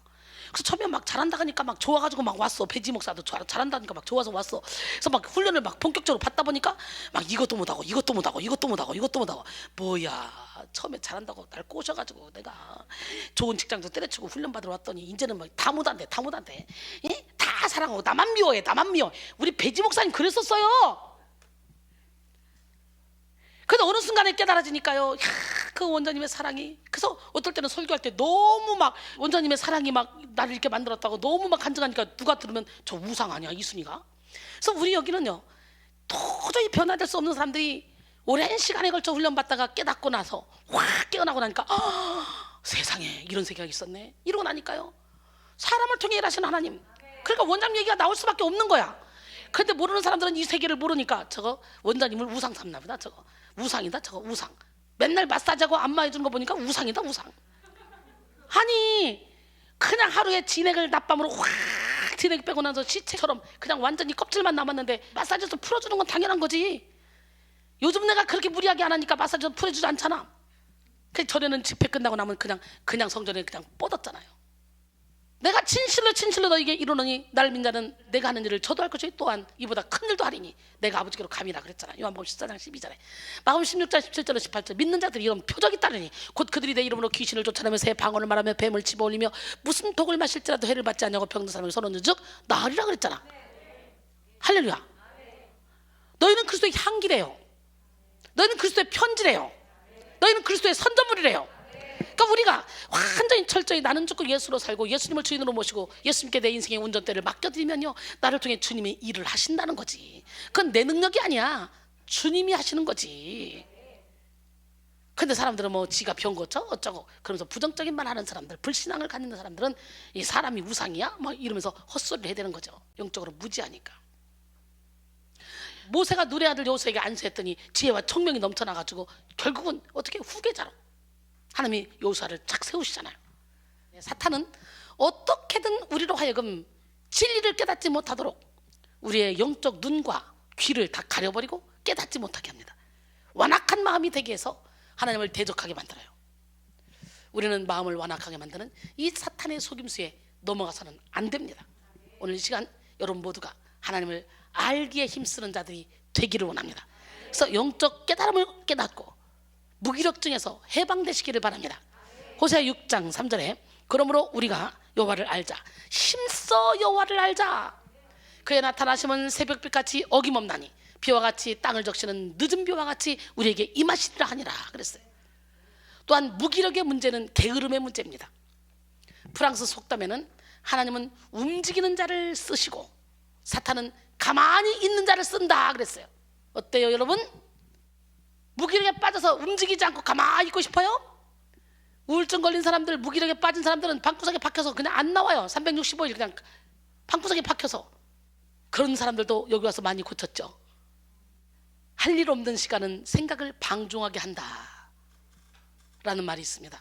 또한 신학자 토마스 아퀴나스는 무슨 일을 하고자 하는 에너지가 거의 고갈되었거나 잃어버린 상태가 바로 게으름이다 라고 했습니다. 즉 게으름이란 아무것도 하고 싶지 않은 상태입니다. 바로 이런 마음이 사탄의 공격을 받은 마음이에요.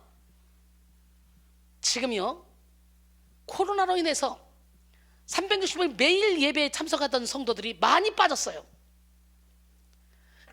코로나로 인해서 집에서 영상으로 계속 예배를 드리다 보니까 무기력에 빠지고 게으름에 빠져가지고 영상으로 보면 되지 뭐. 근데 우리 이명주 권사님 그러잖아요. 학교 선생님이니까 혹시라도 코로나 문제가 있어서 애들한테 가면 안 되니까 조심스러워서 영상으로 예배 드리겠습니다. 그래서 이틀을 영상으로 예배 드리니까 죽을 것 같더래잖아. 영상 예배보다 와서 예배 드리니까 역시 더 좋다. 그래서 수원에서 뚫고 오잖아 그냥 이 바쁜 와중에도. 그런데 아무 일도 안 하는 사람들, 게을러 터진 사람들 방구석에 박혀 있다가 아유 저녁에 영상으로 들으면 되지 뭐. 그리고 그냥 예배고 뭐고 다 헌신자버리 다 버리고 주일날도 온라인으로 예배 드리는 사람들 뭐 이 핑계 저 핑계 되지만 무기력에 빠져서 그래. 많습니다. 제가 그랬죠 처음에 이 코로나로 인해 나중에 예배가 회복되더라도 믿음이 없는 썬데이 크리스찬들 3분의 1은 다 흔들려서 없어질 것이다. 결국 봐요 우리 교회도 3분의 1이 안 나오더라고. 우리 교회는 그런 교회가 아니잖아. 365일 매일 예배 드리는 교회. 그리고 우리 교회는 어떤 교회보다도 열정적인 교회 아니에요? 그리고 영권도 있고. 그런데 이런 교회에서도 3분의 1이 안 나오더라고. 주일날 숫자 계산해 보니까. 물론 영상으로 드린다 그러겠지. 그러나 지금 예배 드리는 분들 코로나 무서워하지 말고 하나님 무서워하시기 바랍니다. 마스크 끼고 그 열정적으로 예배 드리고 주의를 지키셔야 돼요. 이 코로나가 주의를 유야무야 만들어버렸어요. 안타까워요. 여러분 게으름이란 뭡니까? 아무것도 하고 싶지 않은 상태. 바로 이런 마음이 사단의 공격을 받은 마음이라 그랬죠. 지금 아무 일도 안 하고 방에서 온라인으로만 드리고 있는 사랑하는 성도들 이제 벌떡 일어나서 허리 졸라매고 다시 예배당에 발을 딛기를 원합니다. 즉 무기력과 관련된 게으름, 이 게으름은 단순한 그런 기질적 의미라기보다는 영적 의미로서의 게으름이에요. 성경은 무기력한 게으름에 대해서 분명히 악이라고 정의합니다. 뭐라고 정의해? 악. 마태복음 25장 26절에 그 주인이 대답하여 이르되 악하고 게으른 종아, 나는 심지 않은 데서 거두고 해치지 않은 데서 모으는 줄로 내가 알았느냐? 1달란트, 2달란트, 5달란트 주고 떠났죠. 주인이 돌아왔는데 갖고 와봐 그랬더니 2달란트는 2달란트 남겼고 5달란트 받은 자는 5달란트 남겼어요. 1달란트 받은 자는 땅에 묻어놨다가 갖다 주는 거예요. 그럴 때 이 악한 가득하고 게으른 종아, 차라리 이자놀이라도 해서 나한테 이자를 주지. 밖에 나가서 이를 갈미 있으리라 그러잖아. 로마서 12장 11절로 13절에 보면요, 부지런하여 게으르지 말고 열심을 품고 주를 섬기라. 소망 중에 즐거워하며 환난 중에 참으며 기도에 항상 힘쓰며 성도들의 쓸 것을 공급하며 손대접하기를 힘쓰라. 여러분, 게으른 사람은 좀 더 자자, 좀 더 높자, 좀 더 놀자 해서 가난해질 수밖에 없어요. 부지런한 사람은 어떻게 일하든 열심히 벌어서 손대접을 할 수 있어요. 에레미야 48장 10절에 여호와의 일을 게을리하는 자는 저주를 받을 것이요, 바로 손대접하라, 성도들을 쓸 것을 공급해라. 이것도 하나님 우리에게 주신 사명이야. 그러니까 우리는 죄 짓지 마라, 십계명을 어기지 마라, 이 십계명을 어길 때 그것만이 죄라고 생각하지만 하나님이 하라는 거 안 해도 그것도 죄입니다. 부지런해서 게으르지 말고 성도들의 쓸 것을 공급하고 기도에 항상 힘쓰며 손대접하기를 힘쓰라 그랬잖아. 그러니까 에레미야 48장 10절에 여호와의 일을 게을리한 자는 저주를 받을 것이요, 여호와의 일을 게을리하는 자 저주받는데 자기 칼을 금하여 피를 흘리지 않는 자도 저주를 받을 것이라. 여기서 자기 칼을 금하여 피를 흘리지 않는 자, 이게 뭐예요? 하나님이 주신, 우리에게 주신 말씀의 검을 가지고 죄와 싸우기를 피 흘리기까지 싸우지 않으면 저주를 받는데. 무서운 얘기 아니에요? 사탄은 끊임없이 우리 내면 속에 불신앙과 영적 무지와 게으름이라는 이 죄악을 통해 틈타서 우리를 무기력하게 만듭니다. 우리는 여기까지 우리의 영혼과 삶을 망가뜨리는 무기력증에 대해서 알아봤습니다. 그렇다면 이제 오늘 본문을 통해 무기력한 마른 뼈와 같은 우리의 인생을 치료하시는 하나님을 만나기를 원합니다. 첫 번째, 무기력증을 치료받기 위해 우리는 무기력한 마른 뼈와 같은 나 자신의 존재를 인식해야 돼. 솔직히 여기 오신 분들, 이명종 권사님도 그랬을걸? 나는 이 정도 신앙생활 했으면 참 나는 모범 신앙생활, 나는 참 하나님께 헌신도 많이 했고 충성도 많이 했고 봉사도 많이 했고 나는 인정받아야 돼, 나는 존경받아야 될 사람이야, 한 내 상급도 많이 쌓아졌을 것이야 라고 생각했을 거요. 그러나 여기서 은혜를 받다 보니까 이게 웬일이야? 내 의로 했네, 내 영이 깨어나지 못했었네, 하나님의 일을 한다면서 내 힘으로 했네. 그러니까 하고 나니까 맨날 피곤하고 힘들고 지치고 원망이 되고, 어머 이게 웬일이야? 이걸 많이 깨닫죠. 영이 깨어나야 돼. 영이 진짜 나는 내 영이야. 오늘 본문은 이스라엘의 영적 회복에 대한 말씀인데요, 회복에 앞서 하나님께서는 먼저 실체를 보게 하시는 거예요. 그렇잖아요. 사도 바울도 로마서 7장 9절에 보니까 전에 율법을 깨닫지 못했을 때는 내가 살았더니 계명의 이름에 죄는 살아나고 난 죽었다. 그러더니 내 안에 두 가지 법이 싸우는데 자기가 이길 법이 없는 거예요. 오라 나는 공고한 자로다, 누가 나를 이 사망의 몸에서 건져내랴. 그리고 탄식하잖아. 자기 실체를 보잖아. 말씀에 빛이 들어오니까. 로마서 7장을 쓸 당시는 그래도 사도 바울이 어느 정도 사역을 감당할 때잖아요. 그런데도 오늘 본문은 이스라엘의 영적 회복에 대한 말씀인데, 에스겔 37장 1절로 2절, 여호와께서 권능으로 내게 임재하시고 그의 영으로 나를 데리고 가서 골짜기 가운데 두셨는데 거기 뼈가 가득하더라. 나를 그 뼈 사방으로 지나가게 하시기로 본즉 그 골짜기 지면에 뼈가 심이 많고 아주 말랐더라. 하나님은 왜 하필 이처럼 음산하고 무서운 뼈들만 가득한 그 골짜기 환상을 보여주셨을까요? 매장되지 못해 오래된 바싹 마른 뼈들, 심지어 심이 마른 뼈들을 바라보는 것만으로도 아주 끔찍했을 것입니다. 말랐더라에 해당하는 이 예베소트의 원형 야베시는 나무나 풀이 말랐다는 의미 외에도 어떤 것이 쇠약해진 상태, 하나님의 심판에 직면한 존재의 초라한 모습을 묘사하는 의미로 사용되었습니다. 이 표현은 죄에 취한 니느웨가 마른 지푸라기처럼 다 탈 것이라는 말씀에서도 사용된 단어입니다. 나훔 1장 10절에 가시덤불같이 엉그러졌고 술을 마신 것 같이 취한 그들은 마른 지푸라기같이 모두 탈 것이거늘 그랬어요.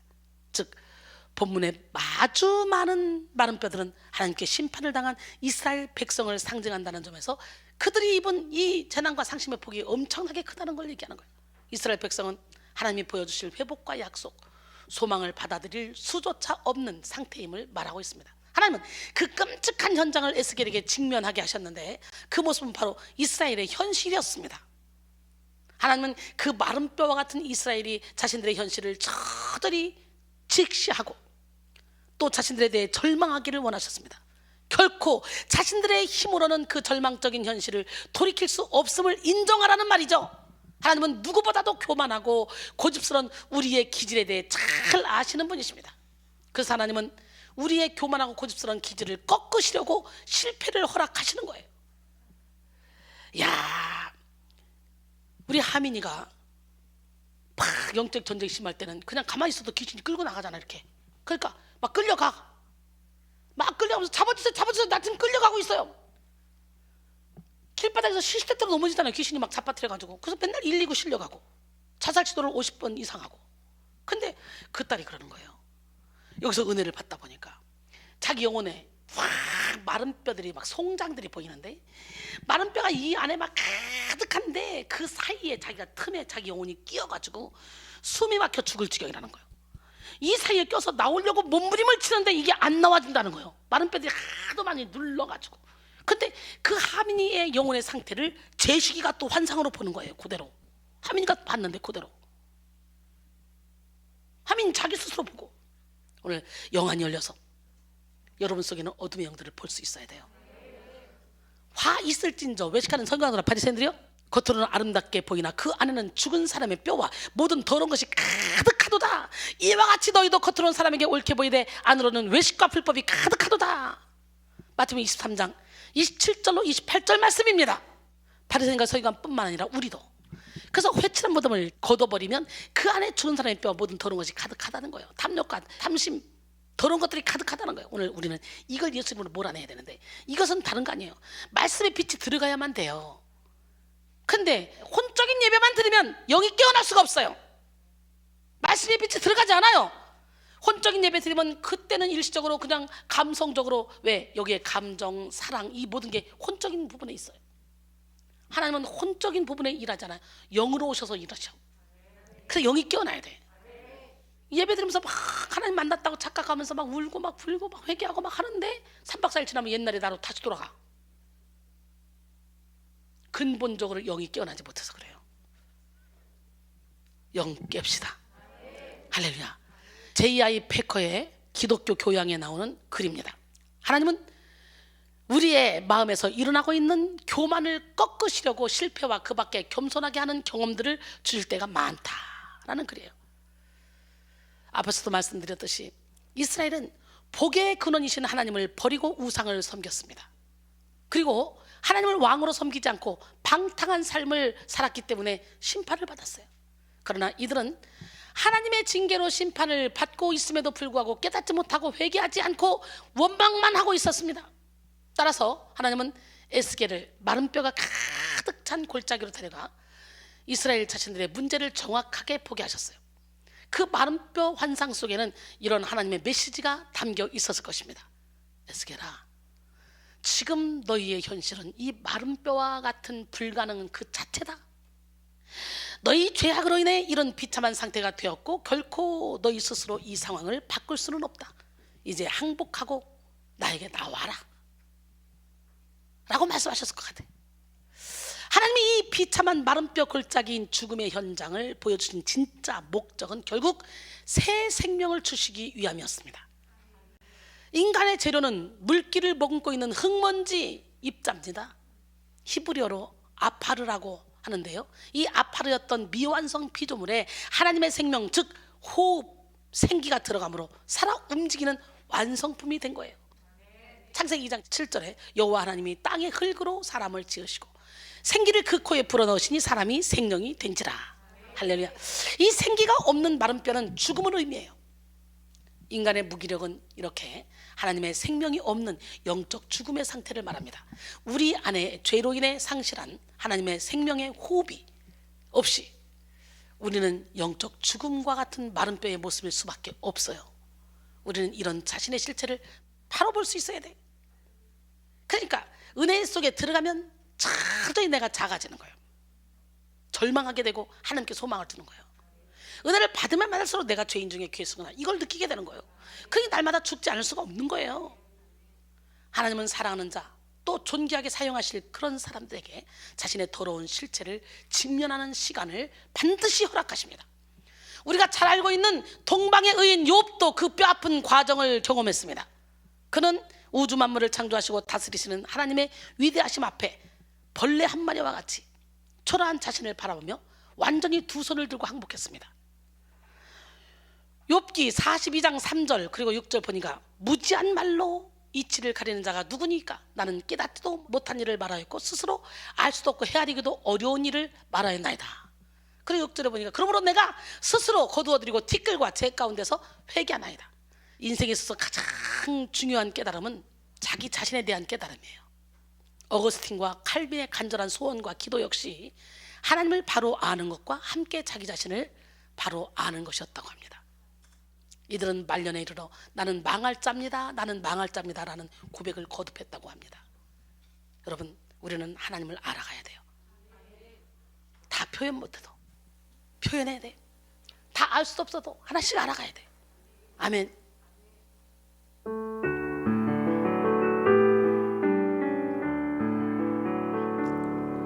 다 표현 못해도 나 표현하리라. 다 고백 못해도 나 고백하리라. 다 알 수 없어도 나 알아가리라. 다 닮지 못해도 나 닮아가리라. 다 표현 못해도 나 표현하리라. 다 고백 못해도 나 고백하리라. 다 알 수 없어도 나 알아가리라. 다 닮지 못해도 나 닮아가리라. 그 사랑 얼마나 아름다운지, 그 사랑 얼마나 날 부욕해 하는지, 그 사랑 얼마나 크고 놀라운지를, 그 사랑 얼마나 나를 감격하게 하는지, 그 사랑 날 위해 죽으신, 날 위해 다시 사신 예수 그리스도, 다시 오실 그 사랑, 죽음도 생명도 천사도 하늘의 어떤 권세도 끊을 수 없는 영원한 그 사랑 예수. 그 사랑 얼마나 아름다운지, 그 사랑 얼마나 날 부욕해 하는지, 그 사랑 얼마나 크고 놀라운지를, 그 사랑 얼마나 나를 감격하게 하는지. 완전하신 나의 주, 의의 길로 날 인도하소서. 행하신 모든 일 주님의 영광 다 경배합니다.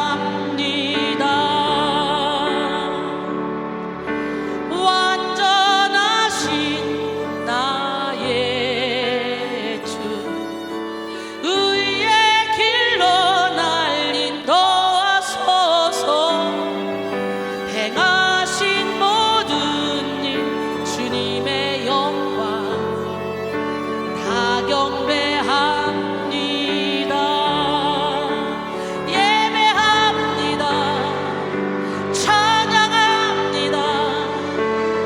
주님만 날 다스리소서. 예배합니다. 찬양합니다. 주님 홀로 높임 받으소서.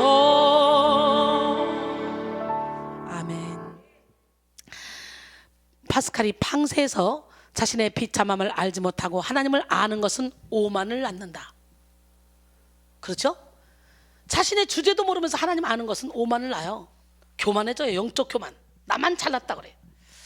또 하나님을 알지 못하고 비참함을 아는 것은 절망을 낳는다. 그렇죠? 하나님을 알지 못하고 나 자신을 알아봐. 야, 내가 이렇게 더러워? 내가 이렇게 추악해? 죄책감에 매여서 고통 가운데 살게 되죠. 절망만 하게 되죠. 그렇기 때문에 우리는 어떻게 해야 돼요? 하나님 안에서 나를 알아야 돼. 말씀의 빛을 통해 나를 봐야 돼. 할렐루야. 우리가 하나님의 빛 앞에 자신의 비참함을 직면하기만 하면 순간은 죽고 싶을 만큼 고통스럽고 절망스럽죠. 그러나 하나님의 빛이 임함으로 인해 나타나는 절망과 근심은 오히려 우리의 영혼을 거룩하게 만드는 회개에 이르게 만듭니다. 우리는 철저히 자신에 대해서 절망하고 하나님께 소망을 가져야 됩니다. 고린도서 7장 10절에 하나님의 뜻대로 하는 근심은 후회할 것이 없는 구원에 이르게 하는 회개를 이루는 것이요 세상 근심은 사망을 이루는 것이니라 그랬어요. 사람은 대체적으로 자기 자신에 대해서 모릅니다. 내가 나를 제일 잘한다고 말하지만 사실 인간은 누구나 남의 티는 잘 보고 자기 자신의 들보는 보지 못합니다. 이 시간 여러분 말씀의 빛을 비춰 여러분 자신을 보기를 원합니다. 우리는 하나님의 생명 없는 우리의 상태가 소망이 없는 절망의 상태임을 정확히 인식해서 더욱더 낮은 마음, 깨어진 마음, 부서진 마음으로 하나님께 치료를 간구하며 나가야 됩니다. 두 번째, 무기력증을 치료받기 위해서 전능하신 하나님의 완전한 치유와 회복을 신뢰해야 됩니다. 에스겔 37장 3절에 그가 내게 이르시되 인자야 이 뼈들이 능히 살 수 있겠느냐 하시기로 내가 대답하되 주 여호와여 주께서 하시나이다. 수많은 뼈들에 대한 환상은 하나님께 심판을 당한 이스라엘 백성을 상징합니다. 그런데 그 백성들이 매우 말랐다는 표현은 그들의 상태가 너무도 절망적이어서 회복을 기대조차 할 수 없는 상황을 나타낸 것입니다. 사실 하나님께서 이 뼈들이 능히 살겠느냐고 질문하신 그 말씀은 인간적인 상식으로는 말도 안 되는 이야기죠. 지금 당장 죽은 시체도 아니고 죽은 지 오래되어 말라 빠진 뼈들, 사방으로 흩어져 있는 이 뼈들이 어떻게 다시 살아날 수가 있겠습니까? 그러나 하나님께서 에스겔에게 이러한 질문을 하신 것은 에스겔이 인간의 생각과 경험, 상식으로는 도저히 불가능한 상황이라도 회복시킬 하나님에 대한 믿음을 가지고 있는지에 대해서 확인하시기 위함이었어요. 할렐루야. 국민일보 겨자씨의 97년 9월 27일에 실린 기사입니다. 우리는 한계에 부딪힌 후 인간적인 계산이 얼마나 부질없는가를 절감할 때가 종종 있다. 그리고 얼마나 염려하고 괴로워하는지 모른다. 유명한 설교가 스펄전 목사는 인간이 하나님 앞에서 할 일은 계산적인 믿음을 가지는 것이 아니라 절대적인 믿음을 가지는 것이다. 계산은 하나님께서 하신다 라고 했어요. 여러분, 수학적인 계산법은 1 더하기 1은 2입니다. 벗어나면 틀려요. 사업적인 계산법은 1 더하기 1은 3이 될 수도 있고 5가 될 수도 있고 10이 될 수도 있어요. 더 이상 나가면 이건 사기꾼이죠. 그런데 신앙적인 계산법은 1 더하기 1은요 무한대입니다. 할렐루야. 우리 모두 다 신앙적인 계산법으로 살아갑시다. 하나님은 이미 이스라엘 백성들을 살리실 계획을 가지고 계셨어. 그 의지를 가지고 계셨어. 그 의지를 가지고 에스겔을 찾아가신 거예요. 에스겔은 이 뼈들이 살아내겠느냐? 라는 하나님의 물음에 하나님을 지칭하는 표현을 연속해서 3번이나 사용하여 대답합니다. 즉 아도니아, 예호와라는 표현과 더불어 특별한 강조를 위해 사용되는 2인칭 대명사 아타를 연속해서 사용하여 주어를 강조하고 있는데요. 이처럼 주어를 강조한 에스겔의 대답은 1차적으로 그 자체로는 결코 살아날 수 없음을 전제로 하면서 전능하신 하나님께서는 분명히 살리실 수 있음을 고백하는 내용입니다. 즉 마른 뼈들이 살아나거나 살아나지 않는 것은 하나님의 결정 여부에, 즉 하나님의 주권에 달려 있다고 고백한 것이에요. 에스겔의 대답은 하나님께서 원하시면 마른 뼈들도 살 수 있으며 이는 전적으로 하나님의 주권에 달린 문제라고 대답한 거예요. 또한 하나님께서 이렇게 물어보셨다는 것은 회복시키시겠다는 의미죠. 우리는 하나님의 온전한 치유와 회복을 확실히 신뢰해야 합니다. 할렐루야. 우리는 오늘 본문을 통해 하나님은 마른 뼈들에게도 확실한 소망을 가지고 계시다는 놀라운 뜻을 알 수가 있습니다. 인간적으로 아무 소망 없는 그들에게조차 하나님은 상상지 못할 치료와 회복을 계획하고 계시다는 사실입니다. 하나님은 극도의 절망도 한순간에 역전시킬 수 있는 전지전능하신 분입니다. 우리가 겸손히 나 자신의 연약함을 고백하며 진심으로 하나님만 의지하고 나가면 반드시 마른 뼈와 같은 우리 인생도 역전시키고 회복시켜 주십니다. 할렐루야. 마지막으로 무기력증을 치료받기 위해 우리는 말씀과 성령의 능력 앞에 나를 온전히 내어 맡겨야 됩니다. 에스겔의 마른 뼈 환상 가운데 하나님은 본격적으로 마른 뼈들이 살아나는 과정을 생생하게 보여줍니다.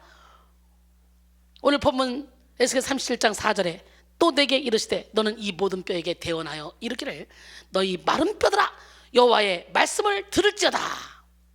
하나님은 마른 뼈들에게 직접 말씀하지 않으시고 선지자 에스겔을 통해 대신 말씀하게 하셨어. 이게 하나님이 사람을 통해 일하신다는 걸 우리가 볼 수 있잖아요. 성경에는 수도 없이 많은 일을 하나님이 행하셨는데요, 하나님이 특별히 누구를 불러서 그 사람을 통해서 일을 하시더라고.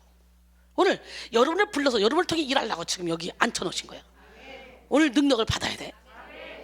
아브라함이나 야곱, 요셉에게 직접 말씀하시거나 직접 환상, 꿈을 보여주며 그 뜻을 전달하셨죠. 출애굽 시대에는 모세나 여호수아와 같은 지도자를 통해 하나님께서 말씀을 하셨어요. 이스라엘 백성에게 전하는 간접적인 방법을 사용했죠. 직접 말씀하신 게 아니라 선자를 통해. 왕정 시대에는 나단 선지자, 엘리야, 갓과 같이 갓 선자 같은 이런 선자를 통해 지도자 왕에게 하나님의 뜻을 전하기도 했잖아요.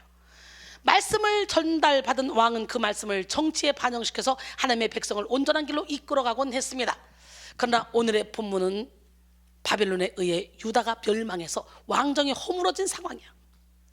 왕정이 무너져 다시금 에스겔과 같은 선지자가, 나단과 같은 선지자가, 갓 같은 선지자가 하나님의 말씀을 백성들에게 전하지 못하는 거예요.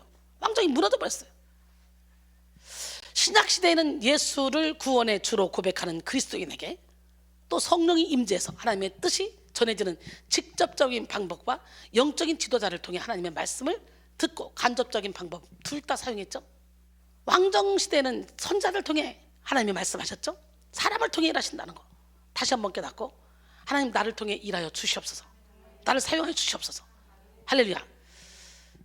이제 끝까지 말 안 들으니까 말라기 이후에는 하나님이 침묵해 버리셨어. 이제는 선자를 통해서도 말씀하시지 않고 어떤 거로도 말씀하시는 거 침묵.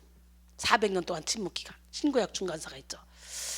여기서 중요한 것은 하나님의 명령, 즉 하나님의 말씀인데요, 에스겔이 하나님을 대신하며 선포할 때 역사가 일어났습니다. 즉 하나님의 말씀대로 흩어져 있던 이 마른 뼈들이 모여서 결합하고 그 위에 힘줄이 생기고 살과 가죽이 붙어 사람의 형태를 갖게 된 것입니다. 놀랍게도 에스겔이 말씀을 대언하는 동안 마른 뼈들이 자기 자리를 찾으며 형태를 찾는 기적이 일어나. 오늘 본문 7절에 보니까 이에 내가 명령을 따라 대언하니 대언할 때 소리가 나고 움직이며 이 뼈 저 뼈가 들어맞아 뼈들이 서로 연결되더라. 그리고 8절 이후 쭉 보니까 내가 또 보니 그 뼈에 힘줄이 생기고 살이 오르며 그 위에 가죽이 덮이니 그 속에 생기는 없더라 그랬어요. 여러분, 가죽을 덮이긴 했는데 뭐가 없어요? 생기가 없으면 살아있는 거예요, 죽은 거예요? 근데 겉으로 볼 때는 어떻게 돼 있어요? 살아있는 것처럼 보이잖아요. 여기서 움직이며에 해당하는 이 라쉬는 사소한 움직임이 아니라 거대한 떨림을 강조하는 표현인데요, 뼈들의 움직임이 만들어내는 이 거대한 소음입니다. 서로 연결되더라. 여기에 해당하는 이 하티그레브는 원형 카라부, 이거는요 개역 개정판 성경이 번역한 것처럼 연결된 상태를 의미하는 경우도 있지만 주로 특정한 목적을 위해 가까이 가는 동작을 의미하는 단어로 뼈들의 움직임이 무작위로 진행된 것이 아니라 원래 한 몸을 이루었던 뼈들을 찾아 제 부위에 맞추려는 목적 아래에서 움직였다는 점을 강조한 것으로 볼 수가 있습니다. 결국 이 모든 기적이 바로 하나님의 말씀을 통해 이루어졌다는 거지. 할렐루야. 무디는 나는 믿음을 달라고 기도했다. 그리고 믿음이 어느 날 하늘로부터 번개같이 뚝 떨어질 것을 기대했다. 그러나 믿음은 오는 것 같지 않았다. 그러던 어느 날 로마서 10장 17절을 읽었다. 믿음은 들으면서 오고 들음은 말씀에서 온다는 말씀을 보고 지금까지 내가 성서를 덮어놓고 믿음을 위해 기도했던 어리석음을 깨달았다. 이제 나는 성서 공부를 하는 동안 내 믿음이 줄곧 자라나기 시작한다는 것을 깨닫게 되었다 라고 말했습니다. 이처럼 치유의 기적을 일으키는 믿음은 살아있는 하나님의 말씀을 통해 생겨납니다. 말씀이라는 이 단어의 원어로는 로고스와 레마가 있는데요, 이 두 단어에는 차이가 있습니다. 쉽게 말해 로고스란 객관적이고 영원한 하나님의 말씀이라고 정의할 수 있고, 레마는 한 개인에게 전해져서 그에게 각인된 주관적인 말씀이라고 정의할 수가 있습니다. 우리는 레마의 말씀을 받아야 돼요. 그 하나님의 로고스 말씀이 내게 딱 박혀야 돼. 깨달아져야 돼. 성령의 감동으로 주어진 하나님의 말씀은 그 말씀을 듣는 모든 각 사람에게 각 상황에 맞게 필요한 메시지를 전달합니다. 똑같은 말씀을 들어도 자기의 상황에 따라서 다 다르게 전달이 된다는 거지. 이것이 바로 말씀의 신비인데요, 결코 성경은 세상적인 학문, 지식, 정보 전달을 위한 책이 아닙니다. 살아있는 능력의 말씀이기 때문에 같은 말씀이라도 성령의 감동으로 인해서 늘 다른 감동과 깨달음을 주고 영혼을 소생시키며 문제를 해결합니다. 그러게 여러분, 매일매일 드리는 예배, 매일매일 듣는 설교라고 해서 식상하게 생각해서는 안 되는 거예요. 저의 설교는요, 결국 그 주된 메시지가 하나입니다. 결국 나는 죽고 예수로 살자. 할렐루야. 그러나 날마다 겸손한 마음으로 말씀 앞에 나오는 자에게는 그 같은 메시지에도 갈수록 더 깊은 깨달음과 변화의 역사를 경험하게 될 줄 믿습니다. 히브리서 4장 12절로 13절 하나님의 말씀은 살아있고 활력이 있어 좌연할 수 어떤 것보다도 예리하여 우리의 혼과 영과 및 관절과 골수를 찔러 쪼이까지 하고 또 우리의 마음의 생각과 뜻을 판단하나니 지으신 것이 하나도 그 앞에 나타나지 않음이 없고 우리의 결산을 받으시리에 눈앞에 만물이 벌거벗은 것 같이 드러난다는 거예요. 할렐루야. 또 디모데전서 3장 16절 17절 보니까 하나님의 말씀은 뭐라고요? 성령의 감동으로 지은 거는 바르감과 의로 교육하기에 유익하다는 거죠. 그 말씀대로 살아야 될 줄 믿습니다. 하나님의 말씀은 떨어지는 그 현실, 즉시 현실이 되는 거예요. 오늘 말씀을 먹어야 돼. 하나님이 말씀하시면 홍해가 갈라져. 마른 뼈들이 막 살아나 붙어서 거대한 군대가 돼. 예수님이 말씀하실 때 물이 변하여 포도주가 돼. 죽은 나사로가 살아났어요. 하나님의 말씀은 불가능을 가능하게 만들고 절망을 희망으로 만듭니다. 우리는 하나님의 말씀의 위력을 우리가 믿어야 돼요. 의지해야 돼요. 하나님의 말씀만 있으면 우리의 무력한 내면에 힘이 더해지고, 하나님의 말씀만 붙들면 무능한 인생이 유능한 인생으로 변화됩니다. RA 토레이는 하나님께 구하는 것을 모두 받으려면 그리스도의 말씀이 우리 속에 거해야 한다. 무슨 신비한 명상이나 황홀경을 체험함으로써 그리스도 안에 거하기를 배우는 것이 아니다. 그리스도 안에 거하기를 배우는 방법은 바로 기록된 말씀을 받아 섭취하고 성령께서 그 말씀을 우리 마음속에 심어 주셔서 살아 역사하게 만들도록 만드는데 있는 것이다. 하나님의 말씀은 그저 지식적으로 공부하는 것만으로는 안 된다. 그 말씀에 대한 묵상이 반드시 있어야 된다. 하나님을 끊임없이 바라보며 성령께서 그 말씀을 우리 마음속에 살아있게 만드시도록 구하면서 하나님의 말씀이 우리 마음속에 계속해서 맴돌도록 해야 하는 것이다 라고 했습니다. 여러분의 무기력한 영혼 역시 살아있는 말씀을 통해 확실히 치유될 수 있습니다. 그 생명의 말씀 앞에 날마다 여러분 자신을 내어 맡김으로 모든 무기력증을 완전히 치유받으시기를 원합니다. 이처럼 에스겔 환상 속 뼈들에게 말씀을 대어나라고 말씀하신 하나님은 또한 뼈들에게 생기를 불어 넣으라 그랬죠. 생기는 히브리어로 루하인데요, 이는 하나님의 영을 의미하죠. 오늘 여러분 모두가 다 생기를 받아야 돼. 할렐루야. 하나님이 태초에 천지를 창조하시기 전 온통 흑암과 혼돈이 가득했던 수면 위에 하나님의 영이 운행했다고 말씀했는데, 이는 성령께서 천지 창조를 준비하신 겁니다. 그리고 하나님은 처음으로 사람을 만드실 때에도 루하, 즉 하나님의 생기를 인간의 코에 불어 넣었죠. 할렐루야. 오늘 본문 에스겔 37장 5절로 9절까지를 쭉 보면 주 여호와께서 이 뼈들에게 이같이 말씀하시기를 내가 생기를 너에게 들어가게 하리니 너희가 살아나리라. 너희 위에 힘줄을 두고 살을 입히고 가죽으로 덮어 너희 속에 생기를 넣으리니 너희가 살아나리라. 또 내가 여호와인 줄 너희가 알리라 하셨더라. 이에 내가 명령을 따라 대원하니 대원할 때 소리가 나고 움직이면 이 뼈 저 뼈가 들어맞아 뼈들이 서로 연결되더라. 또 내가 보니 그 뼈에 힘줄이 생기고 살이 오르며 그 위에 가죽이 덮이나 그 속에 뭐는 없더라? 생기는 없더라. 그러니까 사람 형상만 다 된 거예요. 다 흩어졌던 뼈들이 막 자기 자리를 찾아가지고 착착착착착 가가지고 막 쫙 붙어가지고 살까지 붙이고 심줄까지 붙고 딱 있는데 여전히 생기는 없는 거예요. 그냥 죽은 사람이야 여전히. 그러니까 맨날 말씀 중심 그러면서 죽은 말씀만 가지고 늘어지면 안 돼. 말씀과 성령은 떨어질래 떨어질 수가 없어. 또 내게 이르시되 인자야 너는 생기를 향하여 대언하라. 생기에게 대언하여 이르기를 주 여호와께서 이같이 말씀하시기를 생기야 사방에서부터 와서 이 죽음을 당한 자에게 불어서 살아나게 하라 하셨다라. 이에 내가 그 명령대로 대언하였더니 생기가 그들에게 들어가매 그들이 곧 살아나서 일어나 서는데 극히 큰 군대더라. 우리 백성교회에 큰 군대가 얼마나 많습니까 지금. 여러분 여기서 우리가 볼 수 있는 것은 말씀과 성령은 떨어뜨려 놓을 수가 없다는 얘기죠. 그러나 오늘날 죽은 말씀을 가지고 성령을 무시하는 잘못된 신앙관을 가진 사람들 많이 있습니다.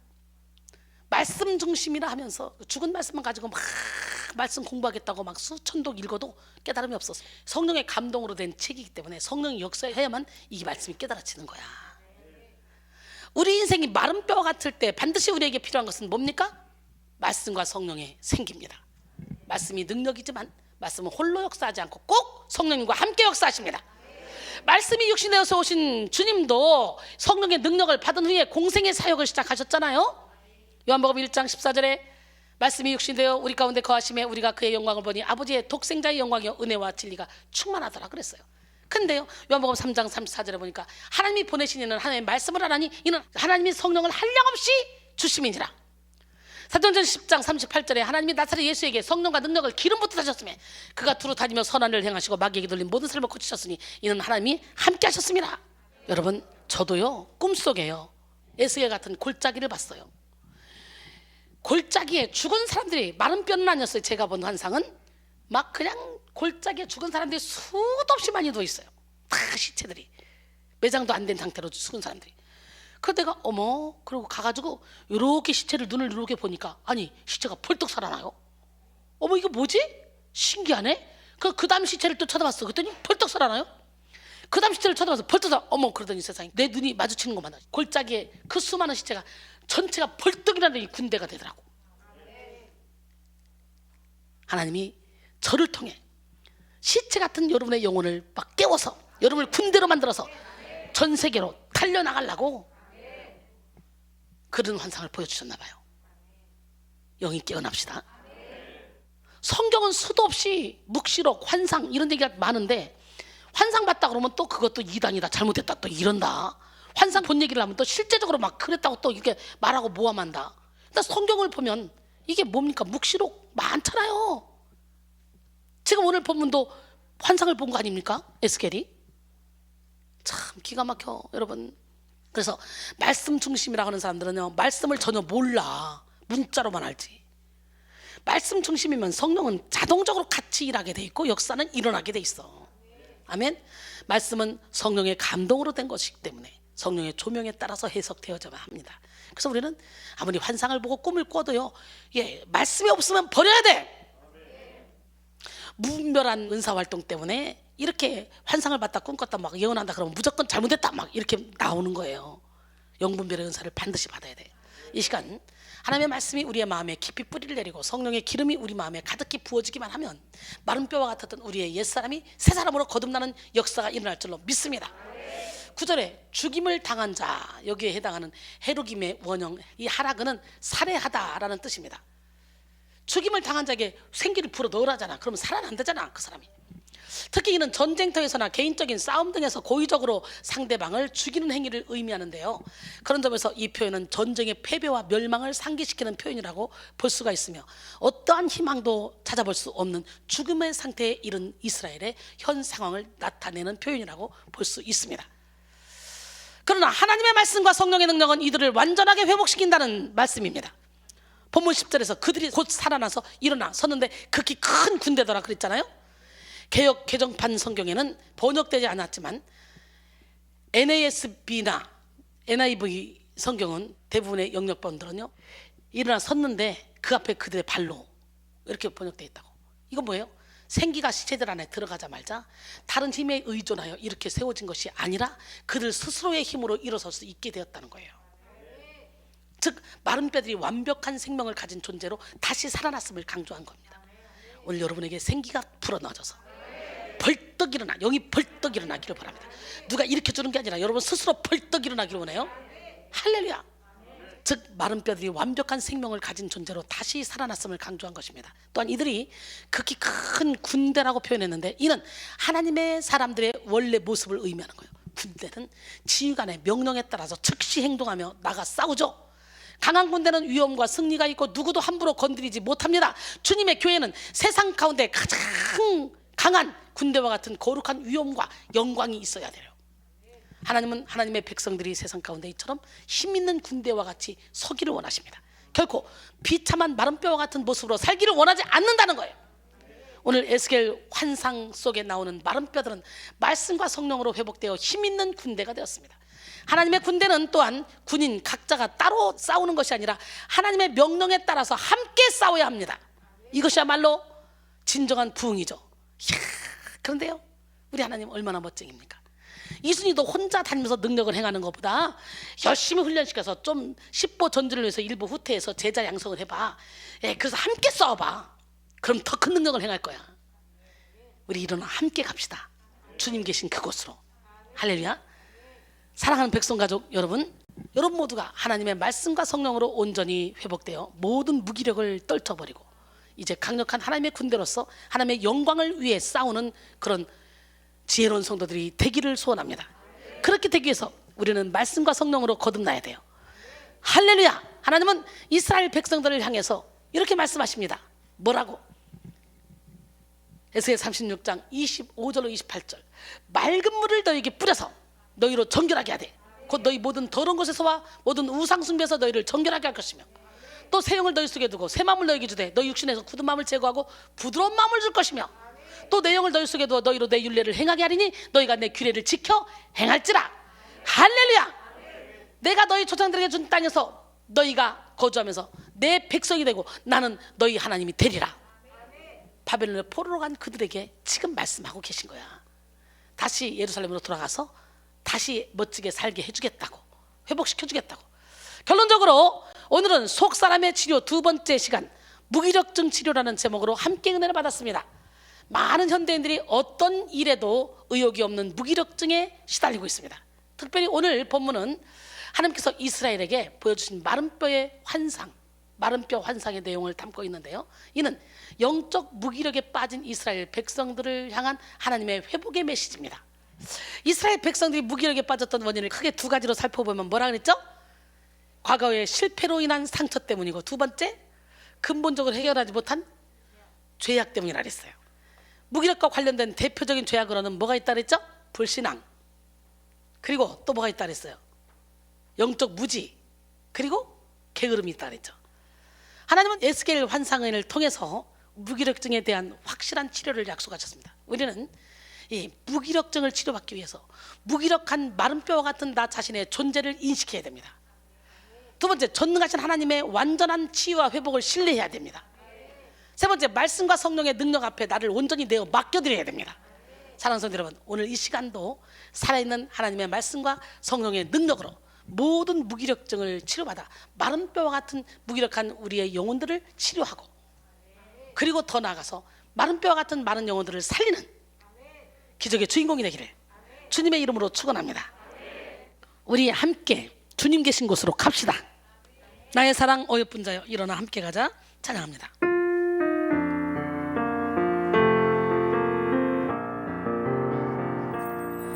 나의 사랑하는 사람아, 나의 사랑 어여쁜 자여, 겨울도 가고 비 그쳤으니 일어나 걸어가자. 동산에는 예쁜 꽃 피고 작은 새들 노래 부르니 나의 사랑 어여쁜 자여, 일어나서 함께 가자. 어디로? 주님 계시는 아름다운 곳,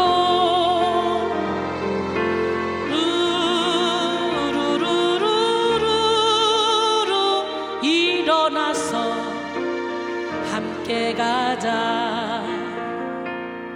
우리 모두 주님 안에서 사랑으로 맺은 형제니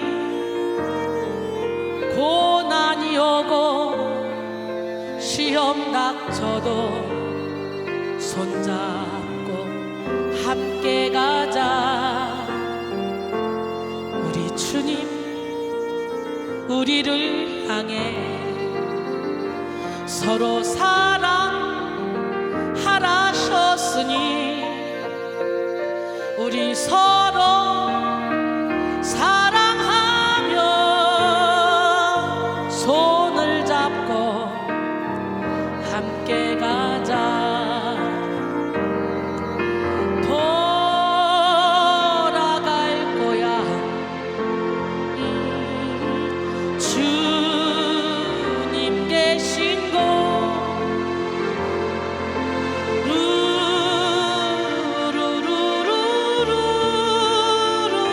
손을 잡고 함께 가자. 두 손 들고 주님 계시는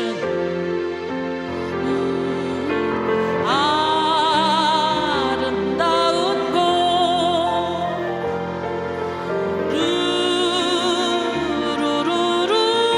루루루루루루 일어나서 함께 가자. 우리 주여 한번 부르고 통성으로 기도할 때 주님 함께 해주세요. 내 영혼이 지금 마른 뼈 같지는 않습니까? 아무 감각이 없진 않습니까?